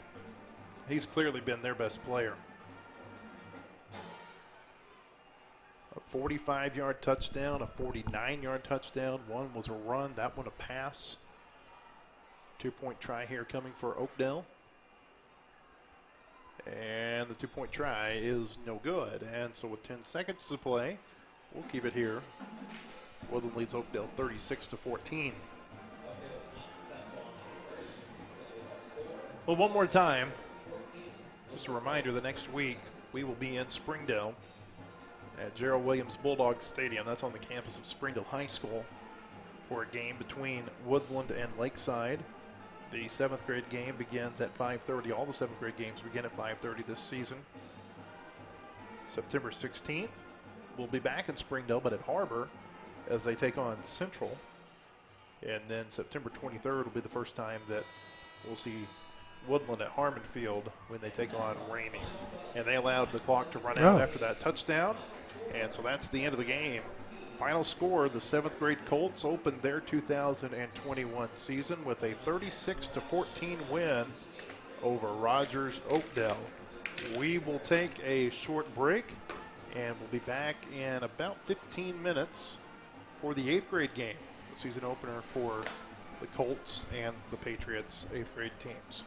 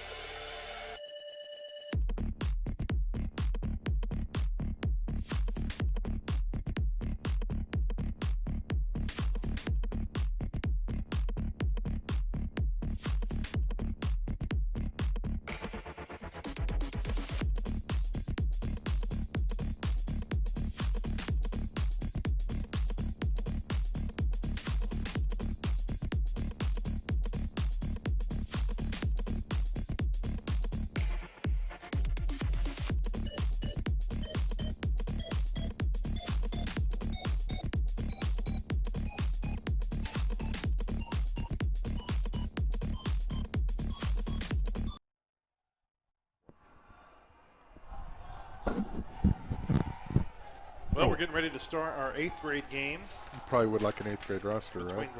the Woodland Colts and the Oakdale Patriots. The 7th grade team won 36-14. Pretty impressive showing by the 7th graders as they get their Colt careers underway in impressive fashion. And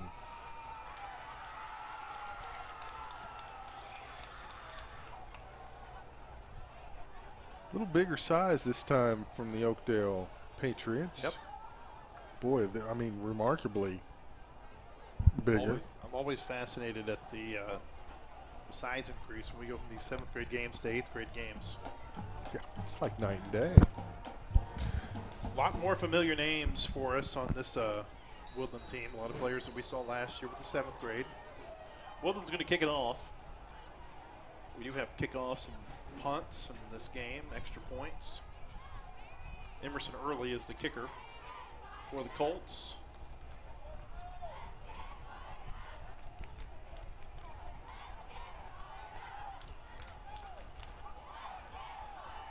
Tees it up, and the 8th grade season is underway. It's a low line drive kick, and Good this is a roll. live ball, and so Oakdale's going to have to take it from the 3-yard line. Back across the field. Oh, He fumbled it. he fumbled it's in it the end forward. zone, and Woodland recovers for a touchdown. How about that to start the season? Wow. Caden Kilpatrick with the touchdown recovery. And we've got a Patriot down at the 27-yard line. I'm surprised, Matt, they didn't flag him for a forward because he kind of flew forward, but Wow. It was a live ball, so he had to pick it up and do something with it. And then he fumbled it forward. It bounced off of a Woodland player, and Caden Kilpatrick was there for the recovery. J.P. Page is the return man for Oakdale. Tyler McFan is the blocker who's down on the field for the Patriots. Well, on so many levels, that is a play you just don't expect on the first play of the season. wow, great coverage.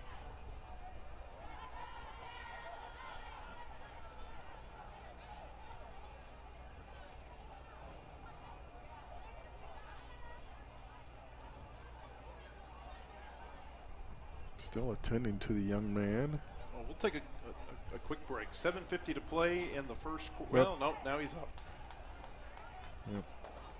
Don't want to stay for too long on an injury, but Yeah. he's going to walk off. Need some help. Hope he's okay. Yeah. Good sign that he's Hey. walking, though. Touchdown recovery in the end zone on the opening kickoff of the season. Can't script it any better, right? If Vegas even offered that prop bet, I don't think anyone would take it. No. Well, at some point, I'm assuming they're going to turn the lights on, right? Yeah, they're not on. That's a very good point. A little surprised by that. Takes these lights a little while to warm up too. Yeah, these aren't the newfangled LED lights like they have over at baseball and softball. Those things fire up and are full speed in like 0.3 seconds. It's amazing. Caden Kilpatrick is the quarterback. He's the one who scored the touchdown a moment ago. There's Charlie Garner next to him. Kilpatrick throwing, and that pass is incomplete. Knocked down in the end zone by Dylan Nye. The two-point conversion is no good, and with 7:46 to play in the first quarter, our score: Woodland 6, Oakdale nothing. This is Woodland Colt football.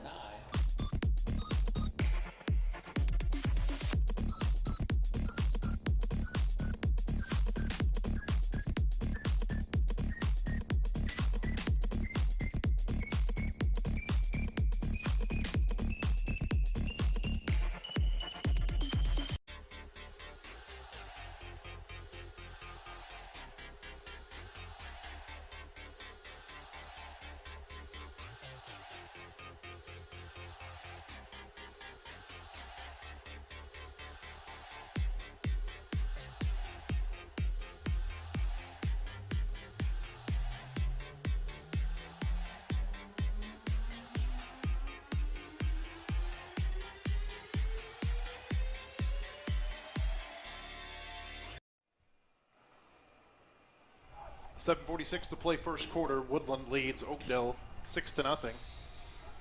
Here we go again. If you just joined us, it was just a wild play to open the season as Caden Kilpatrick recovered a fumble on the opening kickoff in the end zone for a Woodland touchdown.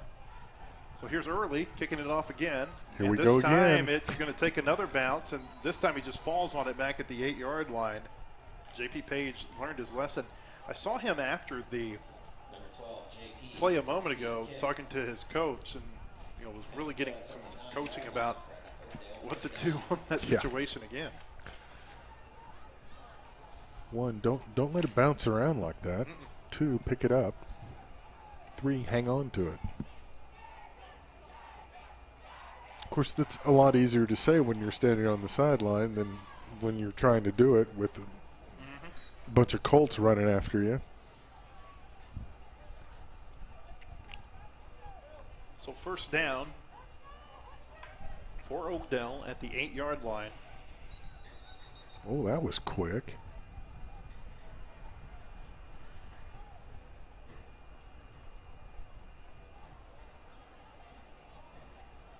Oh, okay. He's saying the center came in, grabbed the ball, lifted it up, and put it back down, and that's why we have the penalty. Can't do that. I was going to say that was one of the fastest flags I've ever seen.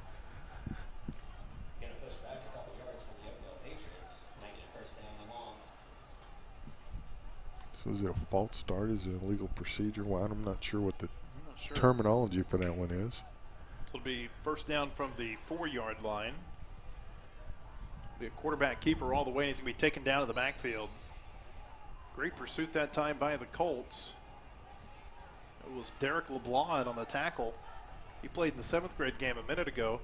And Blair, he was the biggest player on the field for the 7th graders. I'm not so sure he's not the biggest player on the field for the 8th graders, too. He's up there. If not, he's definitely holding his own. I'm pretty certain his dad is Derek LeBlanc, who was the defensive line coach for the Razorbacks a year ago. So some pretty good football genes there. Yes. Second down and long. They need to get out to the 19-yard line. Another quarterback keeper and another big hit by Derek LeBlanc. Man. All right. I'm sold. He just rose up and just said, "You're going down, sir." Connor Ostrand, the big quarterback for Oakdale. He's a big quarterback, too. Yeah. He's also a middle linebacker on defense. You don't see that combination just very often. That was a carry out to the 2-yard line. Maybe a favorable spot there, too. It's third down and 17. They need to get to the 19-yard line. 6:06 to play in the first quarter. Oakdale with their backs up against the wall. Ostrand, pretty good protection, throws. This pass is intercepted at the 16-yard line. Back across the 15, the 10, the 5, touchdown, Woodland. It was Charlie Garton with the 16-yard interception return. And so Woodland has scored its first 2 touchdowns of the season on special teams and on defense. Wow. And it's been the 2 players who were standouts for him a year ago, Kilpatrick and Garton. And they've both grown a little bit since we saw them last year. Wow. What a start for Woodland. It wasn't a bad pass, but great job by Charlie to read the quarterback's eyes and know exactly where he was going with it.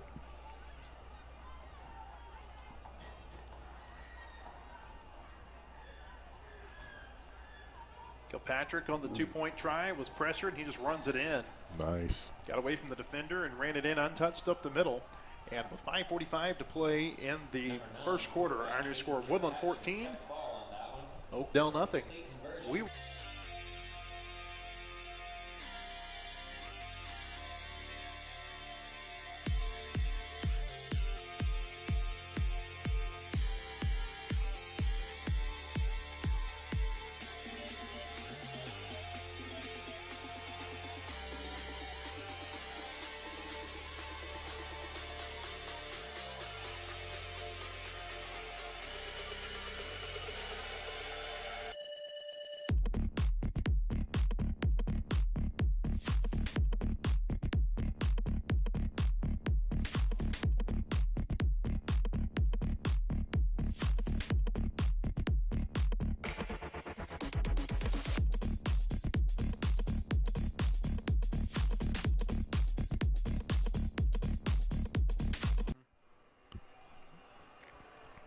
5:45 to play first quarter.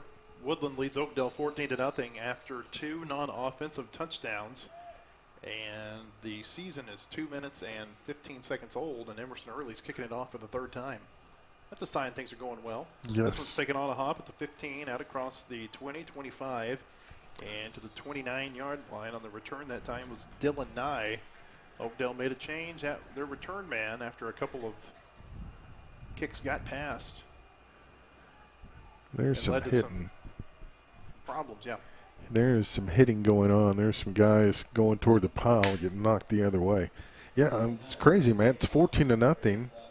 5:39 to go, first quarter. We've yet to see the Woodland offense take an official offensive possession. They've had the two two-point conversions, but yet to take a snap.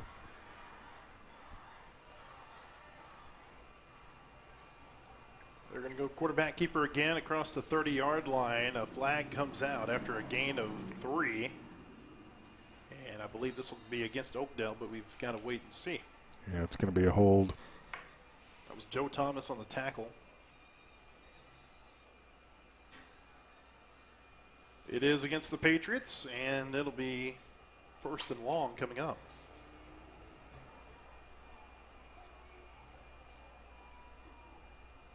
It's going to be interesting to see how, I mean, granted, we have kind of a point of reference with the 8th graders from what they did last year as the 7th graders, kind of compare and contrast. They were pretty stingy on defense last year.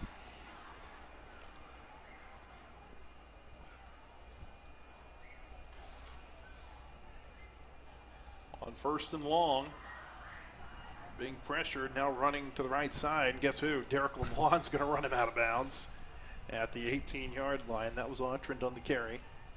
And it'll be second down. They've got third down on the flip card on the field. This is a second down upcoming.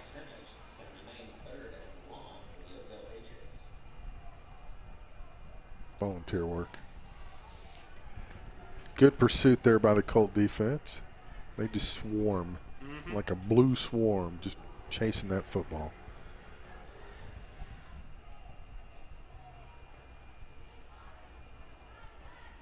Not sure Oakdale's not already in ball control mode. I mean, they're running this thing down under 5 on just about every snap. That's a delay of game. There's no whistle. No. I mean, the clock's been sitting at 0. Yeah. And they didn't call it. Otrand's going to run it right side across the 20.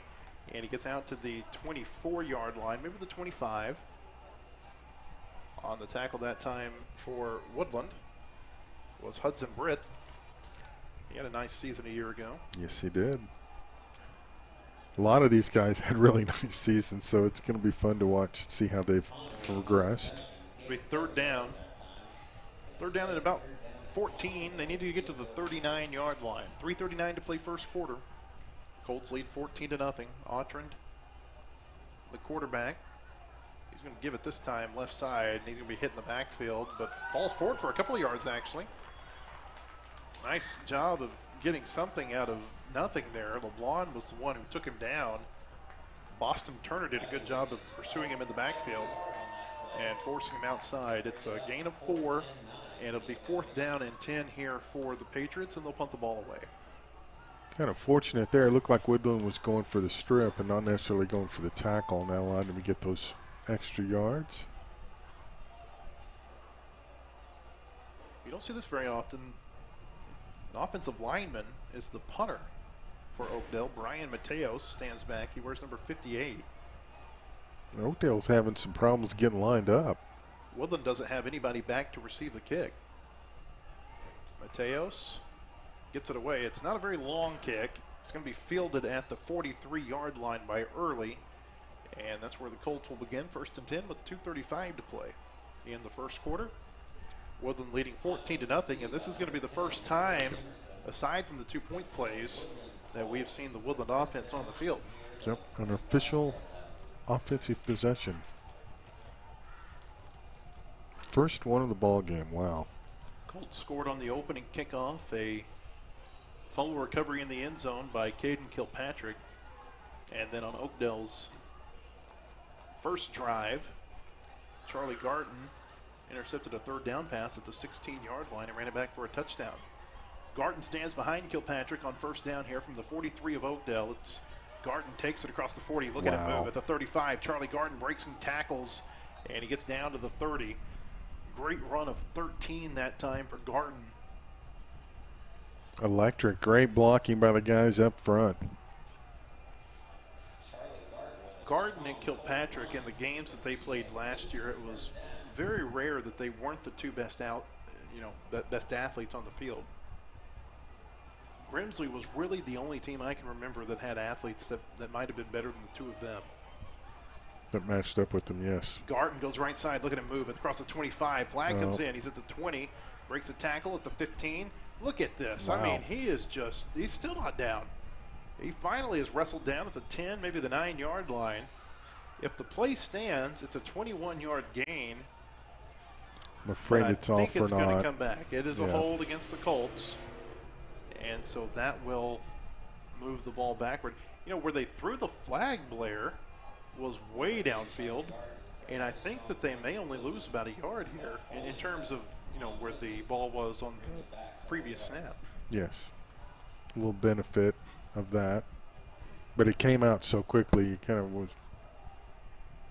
of knew it was going to be a hold, and unfortunate that effort is not going to be counted because that was quite a run.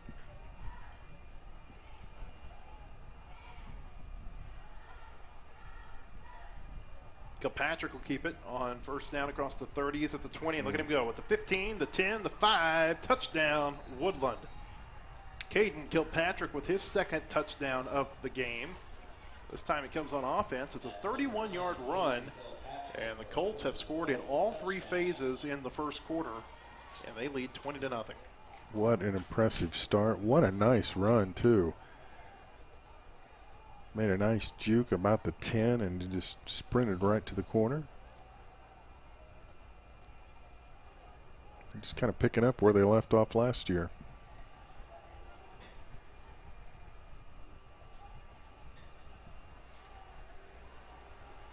Two-point try.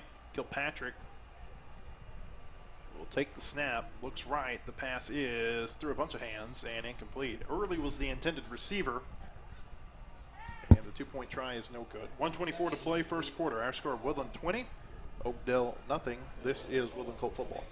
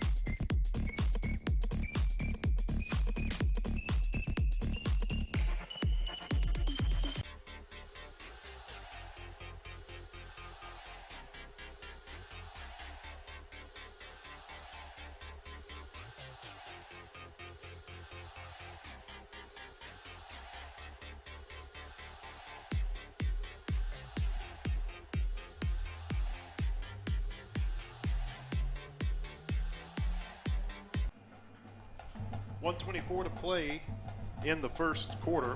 Woodland leads Oakdale 20-0. Colts have scored in just about every way imaginable, even some that you might have a hard time imagining. Yes. Just need a punt return, I think. Yep. And a kickoff return. And Emerson Early is getting a workout here. It's his fourth kickoff of the quarter. Some miscommunication there by Oakdale, and they finally take a knee at the 30, and that's where they'll start with 1:18 to play in the quarter. I guess you can do that on a live ball because somebody else had touched it. And he was kind of tentative about whether he could or not. Mm-hmm. But I guess if you give yourself up, the officials have to blow it dead, right? Because it's a safety issue then. I guess. Better safe than sorry. And now what? We had an official's timeout. Looks like there's a problem with the chains over on the Woodland side. I think the down marker has gotten caught up in the chains. The down marker is down. They've gotten untangled, and now we're going to get back underway. This game tonight's being played at Gates Stadium. We're on the campus of Heritage High School in Rogers. Mentioned this in the earlier broadcast. This used to be the stadium for Rogers High School. Yep. Seems like every time I come up here, it looks a little bit different. They've done something in and around the high school that has changed the look of this campus. First down, Autran. Oh, ball's man. on the turf. Did Woodland come away with it? I don't think they did.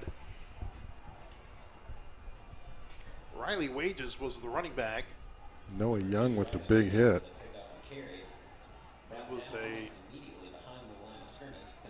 loss of 2 back to the 28. It'll be second down. 30 seconds to go in the quarter.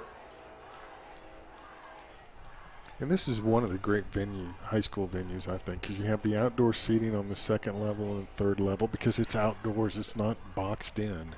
I've said this a few times. It feels like a European soccer stadium. Yes, in some very of the ways much they've so. got their seating over here. Yes. Autran's going to throw it back to Wages on second down. Good pursuit by Kilpatrick. Takes him down in the backfield back at the 26. And that will be the final play of the first quarter.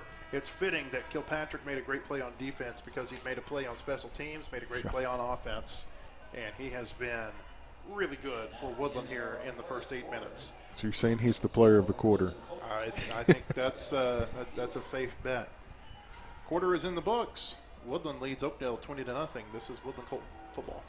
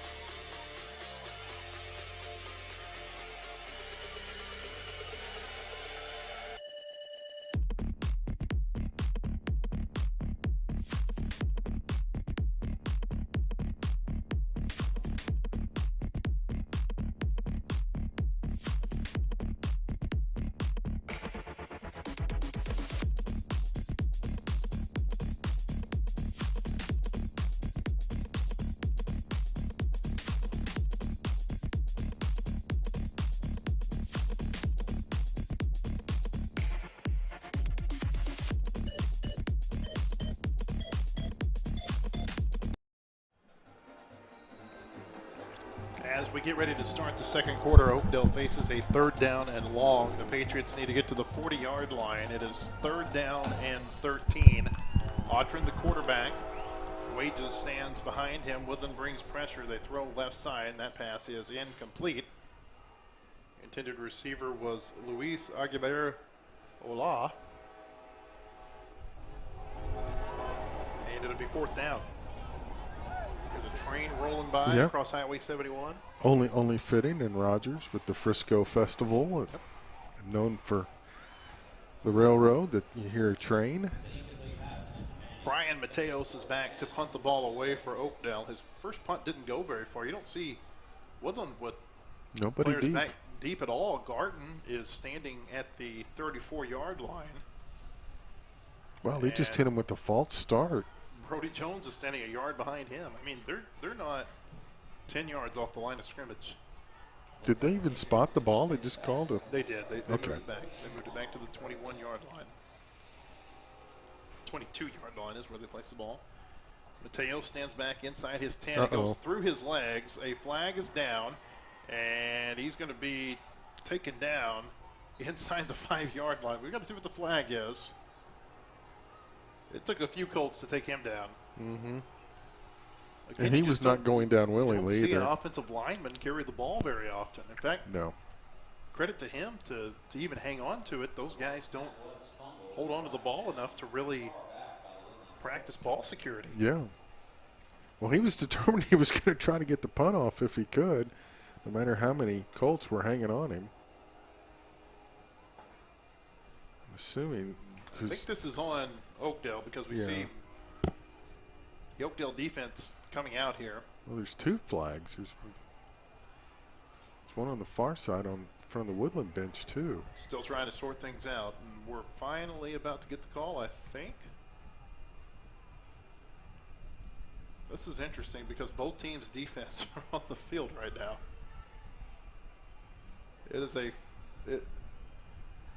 They called a false start against Oakdale, so the play didn't count. Yeah. So they'll mark off 5 yards and move the ball back to the 17-yard line, and they're going to punt the ball away again. I don't think Oakdale has its punt team out on the field. No. Probably one of the few times they will actually be glad to have a false start. Yeah, there's no punter out there, man. Mateos, the punter, is here on the sideline. Yeah. That's their defense out there. And now they're taking a timeout. There's all kinds of confusion here for the Patriots. Yeah. They were expecting Woodland's offense to come out. Both teams had their defense on the field, as you said. So timeout while they figure it out. Mentioned that when we come here to Heritage, there's typically a lot of change. You know, for years when I've come up here to cover or call a game, I've parked right here behind the press box. That's a softball field now. Yep, softball and baseball, and it is built. That's really nice. It is phenomenal. I got to call a game. I didn't realize they'd built a baseball field out there. Now I see it right here through our door. Yeah, we can look right down the third baseline through our door. Yeah, I got to call a game there this year, and it is like calling at a junior college or small college. Didn't the city just build a new baseball stadium not too long ago that Heritage played in? Veterans Park, which is actually not too far from here. Just east of us, is a city park where they had 4 fields, and that's where Rogers and Heritage played both baseball and softball for about 10 years. I think. About 10 years. But Keith Kilgore had a vision for the schools to have it on campus. He's the AD at Rogers, used to be the Heritage baseball coach. Here's a kick. It goes over everybody's head back across the 50. The 40 is taking a nice Oakdale roll. Yeah, good bounce. Back to the 32-yard line. That was a different punter. It was Dylan Nye who got that kick off. And also, speaking of Keith, thank him for his hospitality. Also, Matt Murray, who is the athletic director for Heritage High School. Always very hospitable, I can't talk, and welcoming and whatever we need. And we appreciate Matt for making us feel welcome, giving us a good spot to broadcast the game from. That goes down as a 52-yard punt. All the way back to the 31-yard line. That's where Oakdale will start. 7:10 to play. Another issue where everybody's on the wrong side. Lined up on the wrong side. They flip around, and now it's time for the Woodland offense to begin its second drive of the game. Oakdale runs a linebacker on late. Kilpatrick gives it, and he's going to be wrestled down for a loss of a yard. That was Griffin Mikish on the carry. He was trying to elude the block of Nate Russell, and get around it, but because we couldn't see the defender, we saw Nate, but Jeremiah Wallingford on the tackle that time for Oakdale. Haven't seen Charlie Garden since the run that got overturned by the penalty. Of course, that's not too many plays, but I'll give it to Mikish again across the 35, and he's out to the 37-yard line. It'll be 3rd down and 4. Another good push from the guys up front. Yeah, and Rogers has a similar baseball and softball stadium as well, which is located behind their football stadium or behind the tennis courts. And, I mean, it has set the bar in the state. 3rd down and 4. Kilpatrick will keep it himself. He's got 1st down yardage, although he took a weird cut. Looked like he had a lot of open room in front of him, and when he cut right into the linebacker. It's a 5-yard gain, so it's a 1st down. It was Sloan Hollis on the tackle that time for Oakdale. I don't know if Kilpatrick just didn't see him or what, but that did not look like it was what he intended to do. But he bounced right back up. He hit pretty hard, too. It looked like he came down maybe a little bit on the shoulder, but Didn't seem to affect him, so they get the signal in, ready to go. First down from the 42-yard line. Mariko Johnson is the new running back. But they'll give it on a wide receiver reverse here across midfield at the 45 of Oakdale, breaking tackles and finally taken down at the 43-yard line. That was Jordan Logue with the carry. Good run by Jordan. Good hard run, too. More good blocking up front. And from the other wide receivers, just very fundamentally sound.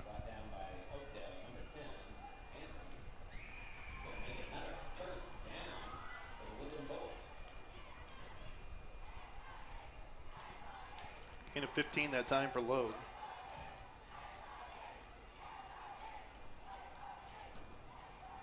Two receivers to the right side on first down. Kilpatrick gives it to Garden. Here he is at the 40. Flag comes in at the 35, the 30, the 25. He's at the 20. Spins and falls down to the 16. I got to tell you what, Charlie Garden is going to have more yards that don't count tonight.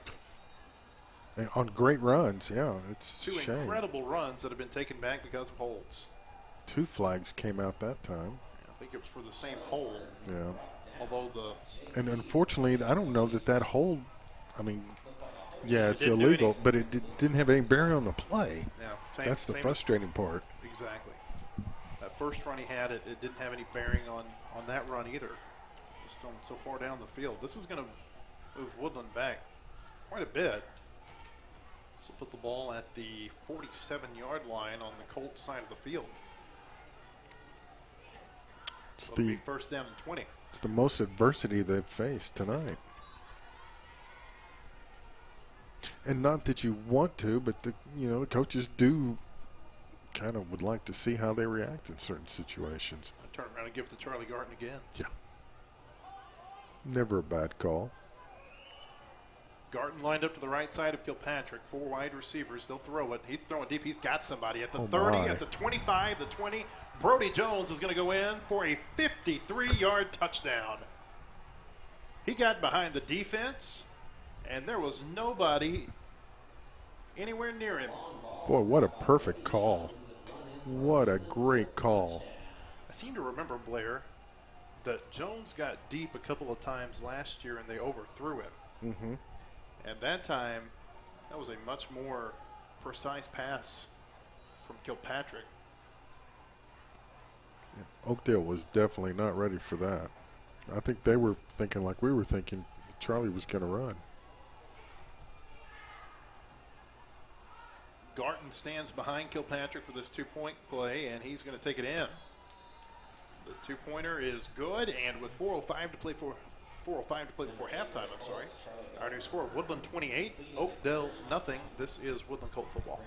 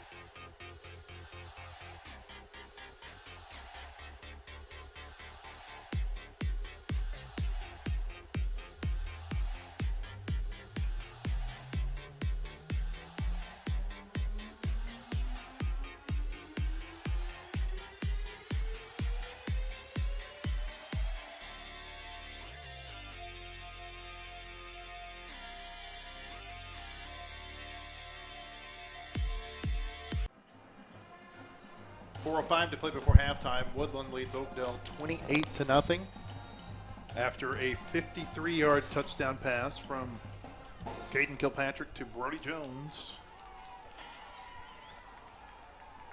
Kilpatrick has thrown for a touchdown, rushed for a touchdown, recovered a fumble for a touchdown. Emerson Early kicks this off, and Oakdale's got to get on top of this. Yes. I don't know if they understand this is a live ball. It's going to go out of bounds. And so Oakdale will get some nice field position out of this with 4:05 to play before halftime. You cannot assume that thing is going to go out of bounds, because as soon as you do that, it's going to stop dead in its tracks right there on the field and bite you.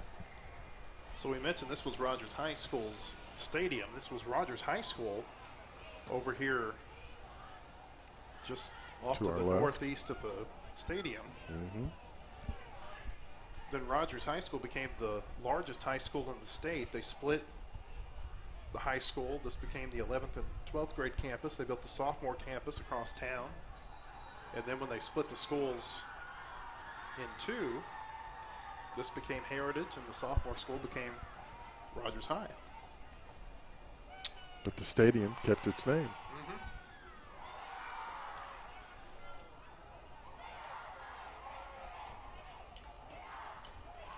Clearly a stadium that was built for a different time, too. When you're on the very spacious.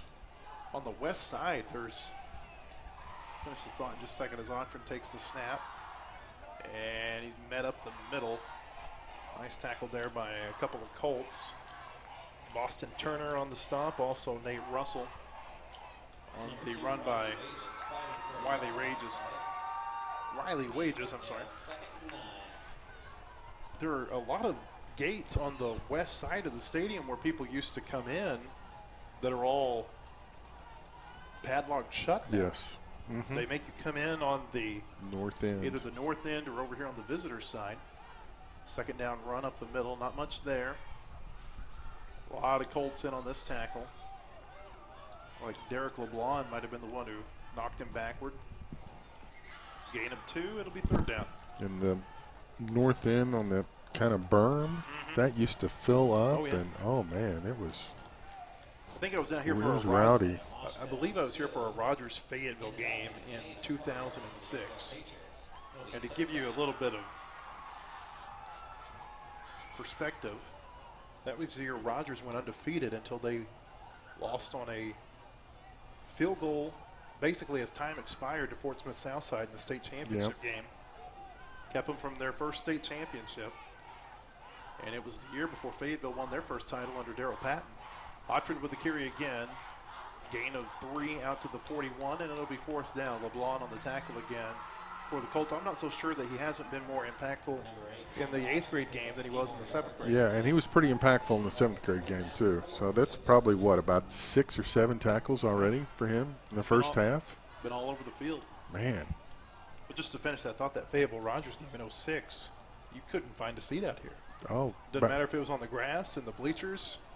Yep. Wherever. It was a madhouse. Oh, back in the 80s, this place was packed regardless of record. They had the mounting mascot with his gun and shooting it off. It was a pretty intimidating home field advantage. Oakdale takes a timeout with 1:23. There's a few stadiums like that in our area. I guess 4 if you count Northside. Well, Northside's, they're not in our conference, are they? No, Southside's in our conference. Yeah, Southside is this year. We played Northside last year, but it was a game that was scheduled on the fly because of some COVID issues elsewhere. So you've got 3 stadiums like that, though. Stadiums have got a lot of history in them. I mean, this one we've talked about. It's a Gerald Williams Bulldog Stadium. There's a little bit of history there. Yeah, it's changed a lot. It's changed a lot since the old days. But still. There was a blood pit or two running there during practice. Oh my gosh, yes. Yeah, where the baseball and softball fields are now. Of course, Harmon Field. Yeah. That's the oldest stadium in our area, one of the oldest stadiums in the state. 1927 is when Harmon Field opened. Saw Superintendent John L. Colbert talking last week about big renovation about to come to Harmon. Yeah, it's going to be unbelievable when all is said and done. Dylan Nye punts this away. LeBlanc was giving him some pressure. It'll take a roll. Woodland won't touch it, and it will roll dead at the 23-yard line with 1:15 to play. Clock continues to run. A couple of ticks. 1:13 to go before halftime. Yeah, you mentioned the new facility. I think they're going to start construction, from what I understand, as soon as the football season ends. and then hope to have it ready for the 23 season, which is pretty ambitious, but you know, like technology and things they can do now. But it is going to be a show place.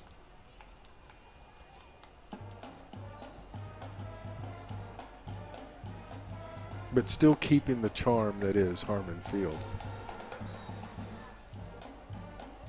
With the old stone gate. I mean, that's, to me, that's just, it doesn't get better than that. I mean, that's cool. Used to be called Harmon Playfield. Yes. I don't know why they dropped play. Maybe it just wasn't cool. I don't know. I think it's still written on somewhere in the stadium. I think it's written, yeah. Which I like, because that's just unique. Woodland's going to take a couple of knees here and go into the locker room with a 28-0 lead. Clock runs, 57 seconds to play, first half. Woodland's quarterback kneeling the ball. It's going to be second and long for the Colts. So it's just taking a knee.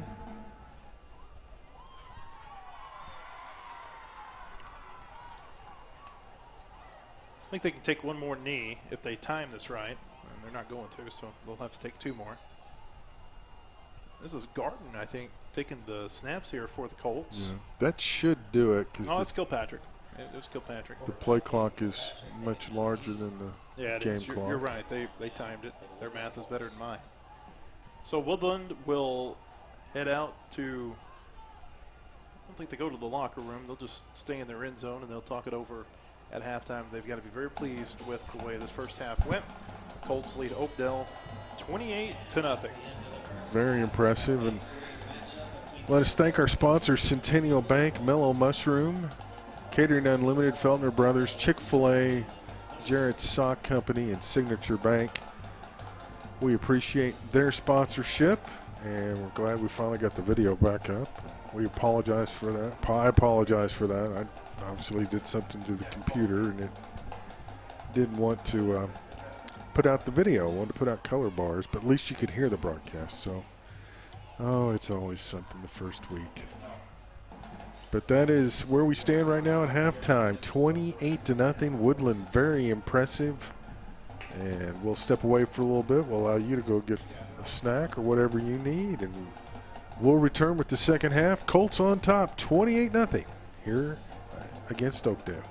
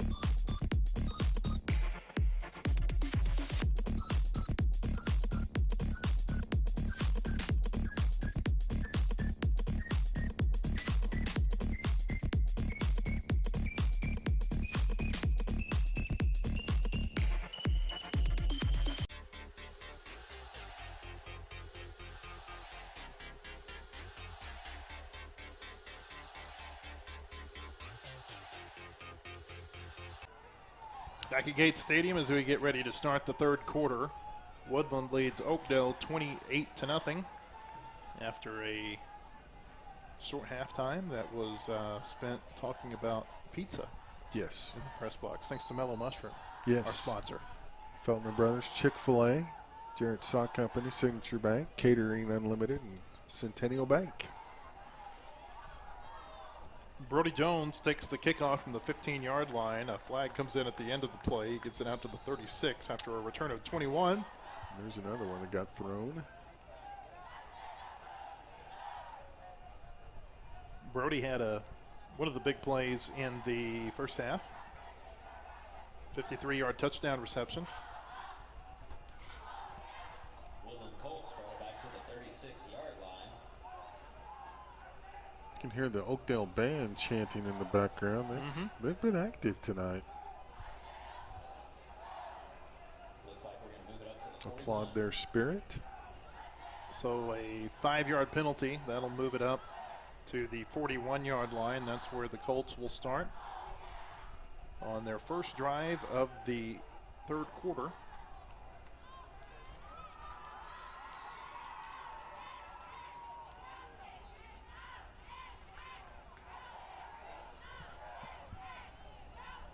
Kilpatrick gives it to Garden on first down, and there he goes. At midfield, Charlie Garden at the 40. Say goodbye at the 30, the 20, the 10. Touchdown, Woodland. 59 yards on the first play of the second half. Charlie Garden gets in on the touchdown scoring.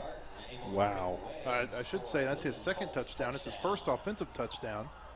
He also had the pick six. Big play offense. His speed really stands out. Yes. Still has it. No one's caught up to him yet.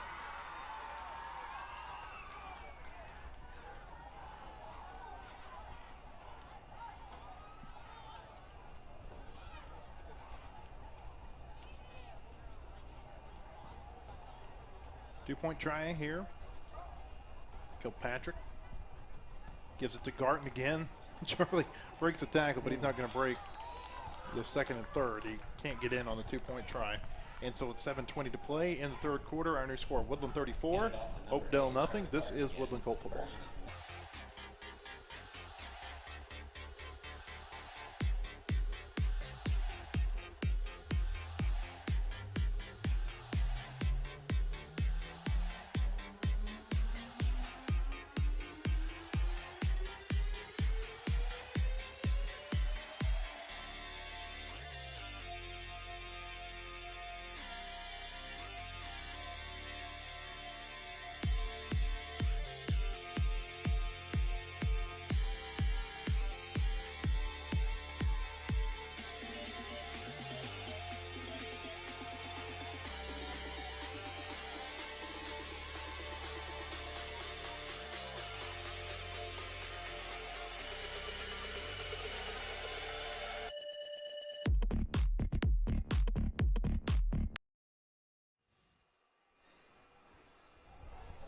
Back at Gates Stadium. Here's a kickoff. It's going to go over the head of the Oakdale players, and that's going to roll into the end zone for a touchback. Kickoffs have been an adventure tonight, to say the least. Oakdale will start at the 20-yard line.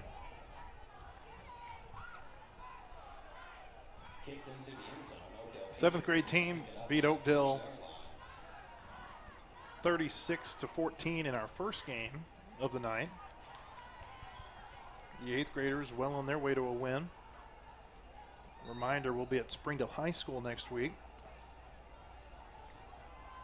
when the Colts take on Springdale Lakeside.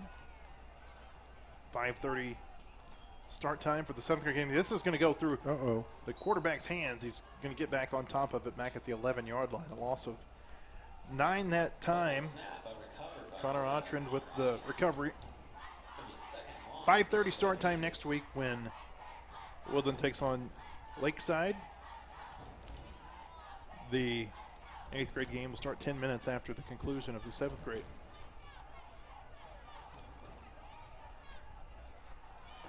Autrin is going to keep it himself. Oh, look who. Derek LeBlanc with another tackle.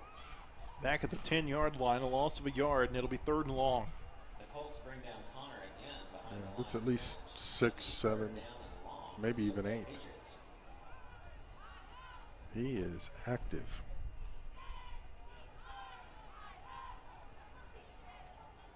Just a 7th grader. Oh, yeah, that's what I was just thinking. Jeez.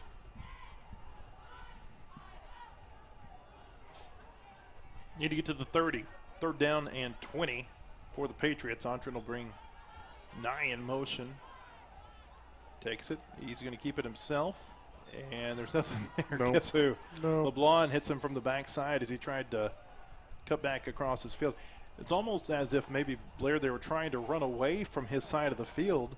And then when the quarterback reversed his field, LeBlanc was waiting on him and hit it from the back. 5 Colts right there as he goes down. They just swarm the football. So now Oakdale's going to have to punt the ball away, and they'll have to stand in their end zone to do it. Nye is going to punt this one. They've rotated between he and Brian Mateos. Nye standing about 5 yards deep in the end zone. Of course, Woodland doesn't have anybody back very deep. Jacoby Jones is the deepest at the 22-yard line. Nye with a pretty good kick. It's going to go over everybody's head. It's going to take an Oakdale roll across the 40 to the 45, and it'll blow dead there with 4:50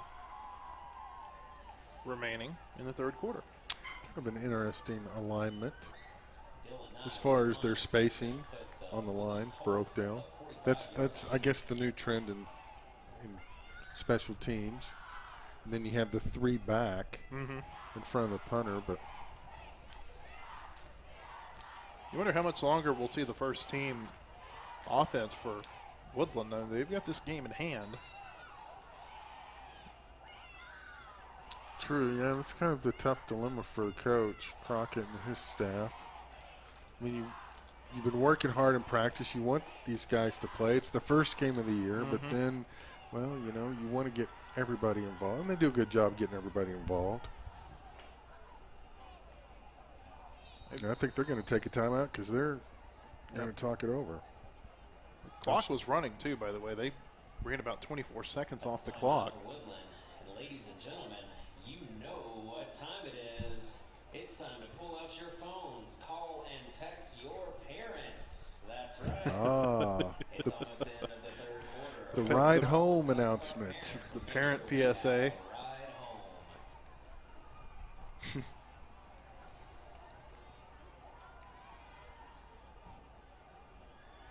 Did they pick that up over the audio here, Blair? Yes. Did they hear that? Okay. Yes. Yes. A humorous announcement here from So if you have students at the game tonight and you don't get a text in the next 5 minutes, you might want to make your way this. If you have students at the game and you're in Fayetteville, you might want to get in the car right now. Yeah. It takes a long time to get over here to the East Santa Rogers. Yes. Or if you're one of our friends from Oakdale watching it on their website, Okay. sharing it with them. That is the pickup call. You know, I thought we saw the player, the 7th grader, had the decal on his helmet in that game. I thought that meant he would play in the 8th grade, but they don't have decals. Rico Johnson with the carry here, and he's not going to get away. Wow. Nice tackle that time. In the backfield for the Patriots, it was Alan Landaverde Ramos. Loss of a yard. With the carry. Lost a couple yards. Going to be 2nd down and 11 for the Colts. Talking about the helmet, maybe the determining factor is having that black stripe. You know, you're talking about all the teams they look like. You know who they look like to me? They look like Penn State, but Yes. with black jerseys. Exactly. That's what I was thinking too. Kilpatrick will give it to Rico Johnson again. Rico bounces outside, but he's not going to get away. Back to the line of scrimmage on the tackle that time for the Patriots was Jeremiah Wallingford. And it'll be 3rd and long. 3:36 to play, 3rd quarter. Marico again with the carry, brought down behind. Of course, Penn State doesn't have the little stripe on the shoulders, but it's amazing how just a basic look like that can be so identifiable. Yes. Yeah. Third down, Kilpatrick on a low snap takes it himself across the 45 and gives himself up, runs out of bounds at the 43-yard line. Just kind of ran out of real estate, really nowhere to go when he got to the sideline. Thought he might be able to juke the defender, but he did a nice job of just I think this is using the sideline as another defender. I think this is the first time tonight we've seen Woodland have to punt the ball away, Blair. Well, how many games did we go through last year before they even punted? It was like I think it was 5 yeah, I think or it was a 6, few. Yeah. wasn't it? I think it was after the Ramey game. We were starting to wonder if they even had a punter. Kilpatrick is going to be the punter. He stands back at the 46-yard line. Wages is back deep as the return man for Oakdale. A flag comes out. That's a great kick. High kick. It goes off the return man, and he's, oh boy, are we going to have another touchdown? Yep. Woodland falls on it for a score. We've got to see what the flag is about. Depending on We've got to see what the flag is about. I told you wrong. The return man was Landon Martin, and on the touchdown recovery was Noah Young, but we have to see what this flag is about. It's a false start against the Colts. Well, we almost have seen it all. Well, I guess we could have said we have if that play would have counted. Yeah, it was very similar to the kickoff at the start of the game. Got to be hard to field a punt about this time because it's dark, but it's not completely dark, and you're still kind of adjusting to the lights that have come on. Well, once it hits the ground, you just kind of you need to get it before it hits the ground because once it hits the ground, it usually does not end well. Kilpatrick standing back at his 38 now. We'll see if he can get another good kickoff, and he does. This time, it's going to take a Woodland roll, and the Colts are going to down this inside the 10-yard line at the 7. Good coverage. Boy, they were down there quick, too. 2:41 to play third quarter. Like a couple of them almost beat the ball downfield. So we mentioned this earlier. Tomorrow night, the Purple Dogs are going to be in Oklahoma in Owasso. That's just outside of Tulsa, where Bill Blankenship has. Would you call it a monster yet that he's got at Owasso? It's close to it. He's got it rolling, yeah. I think to me, they're the king of Tulsa right now. Yeah. Jinx won the state title last year, but Owasso's kind of ruled the Broken roost. Arrow's won in there too, but Owasso's won 2 of the last 4. Yeah. That's where your champion's always going to come from, it seems like, in 6A in Oklahoma. So many times it was Jinx and Union. Wages with the run right here. But if you're going to get the golden egg? Nate Russell with the tackle. I forget what they call their trophy. But you got to go through Owasso. So it'll be a good game. I think the Bulldogs are going to play well tomorrow night. I think it's a good matchup for them. We talked to Casey Dick, and I told him, I said, I think this is the best your team has matched up with Owasso since you've been here, and he agreed. Yep. Otrand with the carry. Gets across the 20. That's a first down for the Patriots out to the 21-yard line. Well, and if you recall last year, everybody thought that Owasso was going to come into Harmon Field, just, mop up the Bulldogs. And the Bulldogs gave them everything they wanted and then some. And it was a close game. That was the game. All the way down. It was closer than the final score indicated. I mean, Fayetteville was in that thing the whole way. And they played great. And they were without a lot of key people. Yep, that's right. That was 31-17 was the final score of that game last year. And that was the game that didn't begin until 9:15 because of all the lightning. But I don't think we were walking out of the stadium until midnight. Yep. It was definitely a late night. Otrand in the shotgun on first down. Gives it to Wages. He's running left side across the 20, the 25. Nice run there out to the 27-yard line. Gain of 6. Minute 14 to play in the third quarter.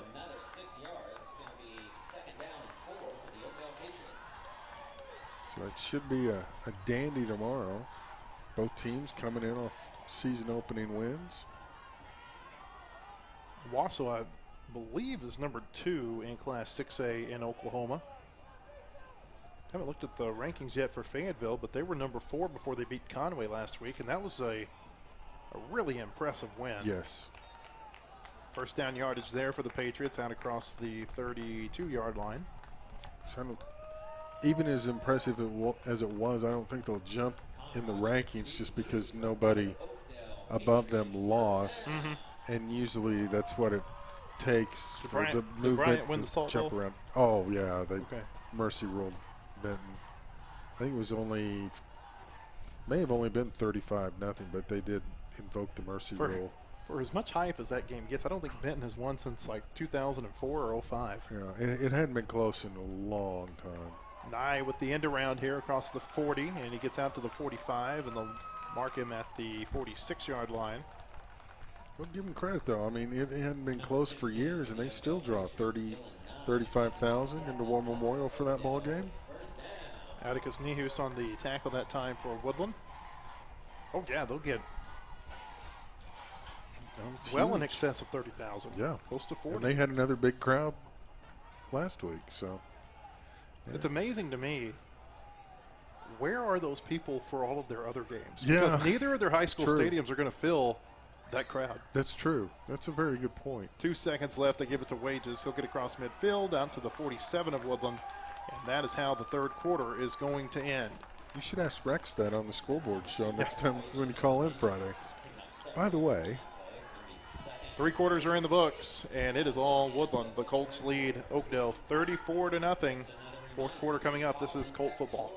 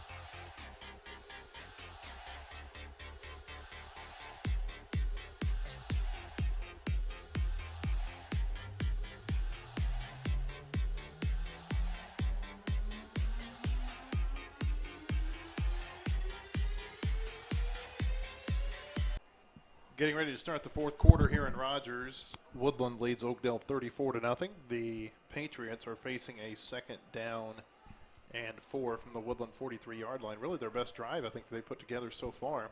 Autran going to pass on second down, being pressured, now rolls out of the pocket, and he's going to be taken down at the 41-yard line. give him credit. He tried to get some extra yardage instead of just bailing out. Not sure I would have done that facing those Colts coming in on me like that. 6-yard gain on the tackle that time was Samuel Cordell.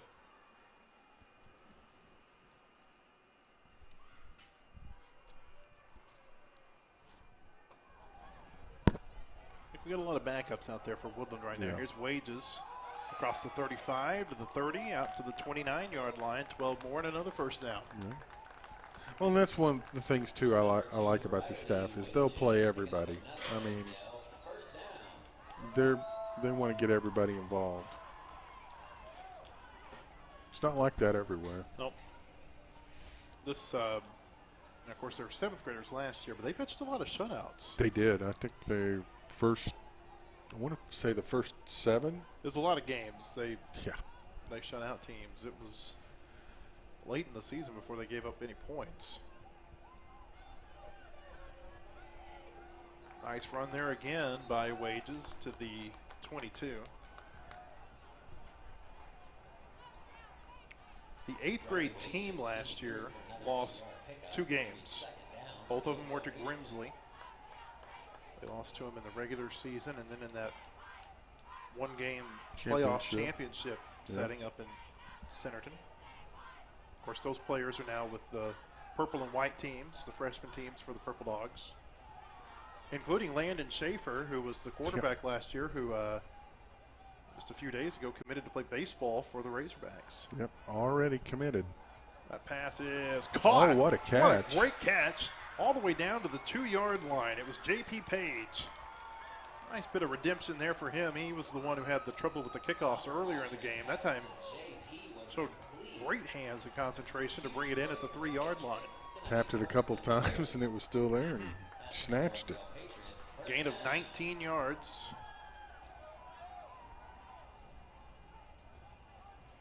Otrand runs up the middle, nothing there. A flag is on the far side of the field in front of the Woodland sideline. I think it's a false start. No, it's an illegal substitution. Do they have 12 on the field again, Blair? I guess so. I don't recall anybody running on. Do you? I didn't, no. No, there's 11 on the field now. Someone runs off, and now they tell them to get back because no, we got 11. There's only 11 on the field. Huh. That's kind of interesting. Half a distance to the goal. It's 1st and goal again. Otrand will carry it again and tries to barrel his way in. I don't think he made it. Nope. Bunch of Colts in on the tackle. Looked like Ethan Moore might have been the first one to get there. It'll be 2nd down. Clock runs, 6:08 to play, 4th quarter. 34-0 Colts.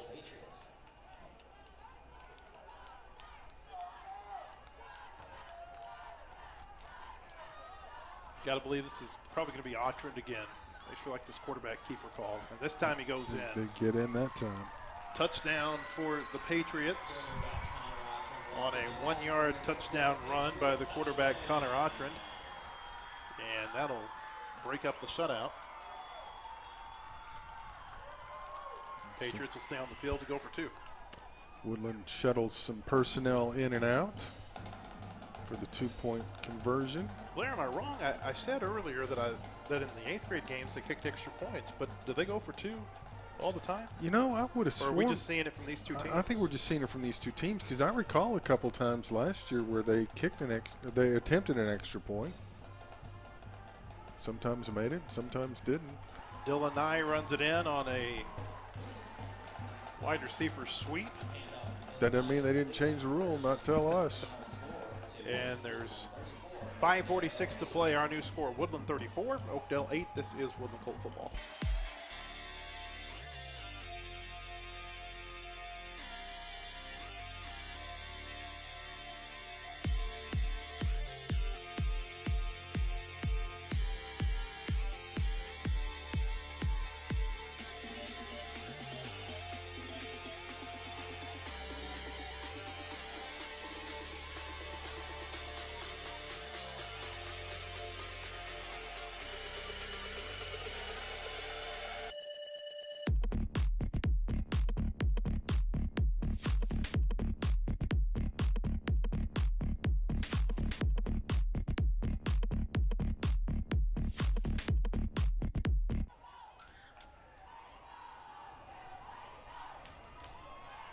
.546 to play, 4th quarter.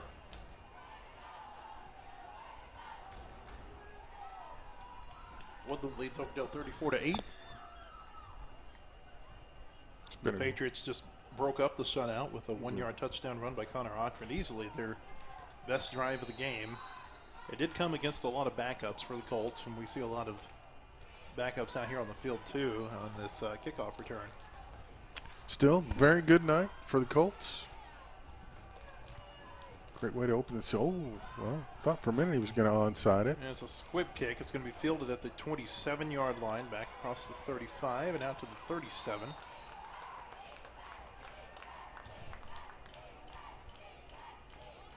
Luke Haas with the return.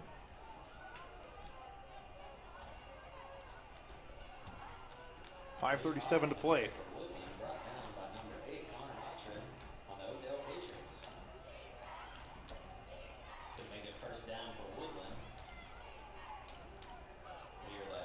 And again, Oakdale's trying to line up on the wrong side of the ball.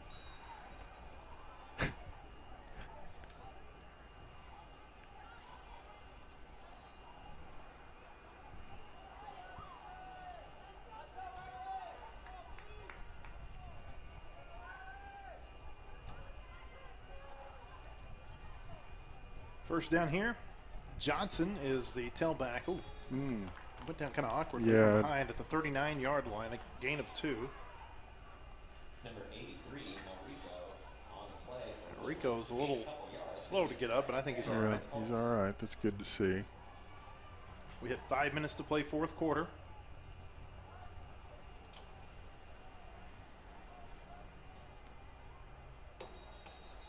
And now we've got a whistle and an official's timeout.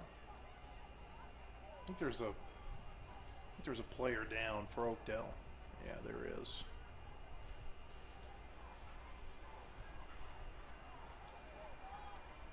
It's Nathan Glass coming off the field. Gunnar Drummond goes on to replace him. Just twisted his ankle possibly.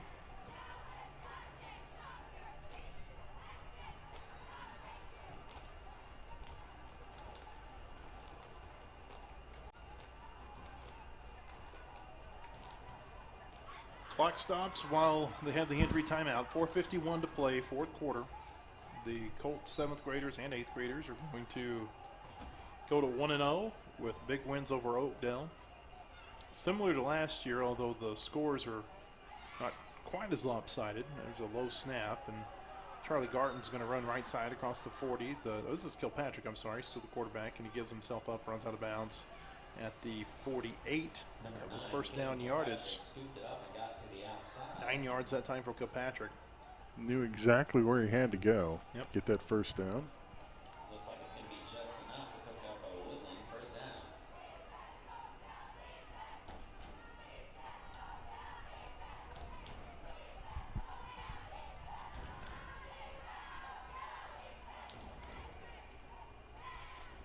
And that's a false start on, I think, everybody but Kilpatrick. Yeah. Yep. They don't give numbers in this level, but Kilpatrick was the only one who stood still. Yeah. Do you notice they rolled about 4 seconds off the clock after he stepped out of bounds? A reminder, we'll be on the air again for Woodland next Thursday at Springdale High School. Woodland will play Lakeside.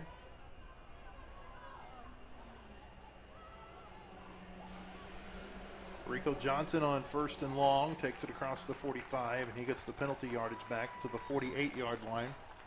Lakeside, that was the program where Casey Dick was when he first came back into Northwest Arkansas and coaching. Started out. Moved from there and went over to Bentonville West and spent a year at Van Buren before being hired to replace Billy Dawson as the Purple Dogs head coach. I think there's a lot of excitement about that high school team this year for the Purple Dogs. Yes. With good reason. There's a carry across midfield. This is Mikish out to the 45-yard line. Gain of 7, and it'll be third down and 3. You know, I really enjoy the chance we get every Wednesday to talk with Coach. And I mean, it's just... He's engaging. He's engaging, and he remembers things. Mm-hmm. I mean, you always learn something new when you speak with him. It's really, really enjoyable. I think he does a great job, and it's just going to get better and better. 3 minutes to play. Mikish has got first down yardage out to the 41, maybe the 40-yard line. He needed 3, and he got 4. And so that'll move the chains again, and Woodland's trying just to melt this clock away. I mean, it's easy to forget, you know, he's still learning as a head coach. Of course, you never stop learning, but I think he's 34 years old. Yeah, I mean, and he remembers. He's going to do. He's going to have an incredible career. Fayetteville's very fortunate to have him. There's a high snap. Kilpatrick's going to take it. Running left side, breaks a tackle, great stiff arm, and he's just going to give himself up back at the 47-yard line. Also about 6 on that run, and Caden is showing some real football smarts here, giving himself up on these plays. He knows what they need to do. They need to get out of here, not get any injuries, and move on to next week. Don't force anything. Just go with it. The Purple Dogs, as we said, will be in Wasso tomorrow night. Yeah, Harbor is at North Little Rock, and then North Little Rock comes to Harmon Field next week. So North Little Rock with their 3rd head coach in 3 seasons. isn't that crazy? Rico Johnson falls forward, stays in bounds, so that'll keep the clock moving. He got most of the lost yardage back out to the 42, a gain of 5. Minute 35 as the clock runs. Wasso and Fayetteville. You remember Fayetteville beat Wasso in 2018 when the Rams came over here to Harmon, and I think they were ranked number 24 in the USA Today poll that week. And they were. That game wasn't even close. We talked about last year's score really wasn't reflective of the game. I mean, that game it was 45-17. Fayetteville was up, and Wasso scored a couple of late touchdowns to make the score a little bit more respectable. I still believe that 2018 Fayetteville team, as we see a nice run here by Mikish. Oh my! Across the 30, the 20, the 15, the 10, touchdown. He goes in from 42 yards out. How about that? So the Colts will hit the 40-point threshold. I don't think they were trying to score, but can't expect him to fall down either. No. He wants to get his touchdown. Yeah, no, they work hard those in are practice. memorable. Yes. I still remember the point that I scored in 7th grade basketball. Yeah. The point. No, I think I scored 7. Okay, well at least you scored. I do remember more than some of us. I do remember I went 1 for 2 at the free throw line. Isn't that amazing how you remember that? I can remember that play very vividly. The guy jumping up, and he's about 50 pounds heavier than me, landed on me. Mikas runs it in on the 2-point try, and it's 42-8. We'll stay right here. 55 seconds to play. Let's finish that thought from a minute ago. I thought that Fayetteville team in 18, with Darius Bowers and the Flanagan boys, and Man, they put up some numbers, didn't they? I thought that team was the 2nd best team in the state, and that the state championship that year was on the field at Bryant in the 2nd round of the playoffs. Remember, Fayetteville clanked a field goal off of the goalpost that would have tied the game and sent it to overtime, and they beat Bryant down there in a great game. Yes. Early that year.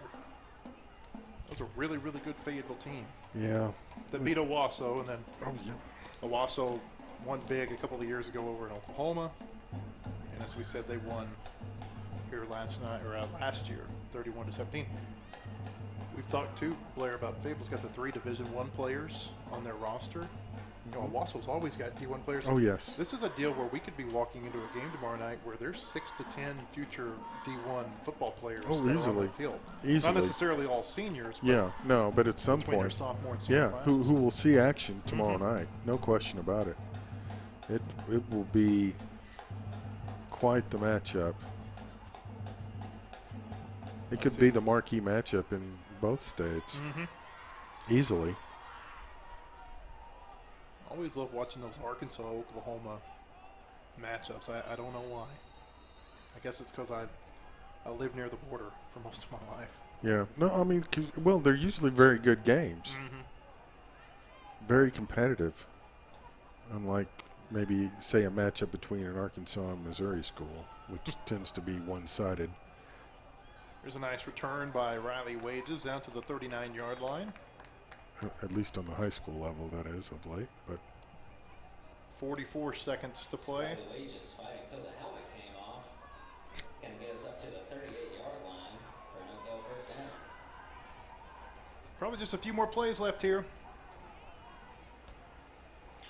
Well, good we night. said that, you know, last year the 7th and 8th grade teams scored 40 and 42 against Oakdale. Tonight it's going to be 36 and 42. Now they gave up some more points because those were both shutouts a year ago, but nonetheless, good showing for both of these teams here tonight in Rogers. Something that, you know, that Coach Crockett and his staff are going to be really happy with. Yep. Came out, executed, played hard, and results took care of themselves. Otrand with the carry here, running through Woodland defenders, finally taken down at the 48-yard line. He runs Nate hard. Russell on the tackle. 18 seconds, 17 seconds. Looks like they want to hurry up and get one more play off. Every play is valuable. A lot of teaching moments when you can get plays on film. Otrand, this will be the final play of the game. Just throwing deep, and this pass is incomplete.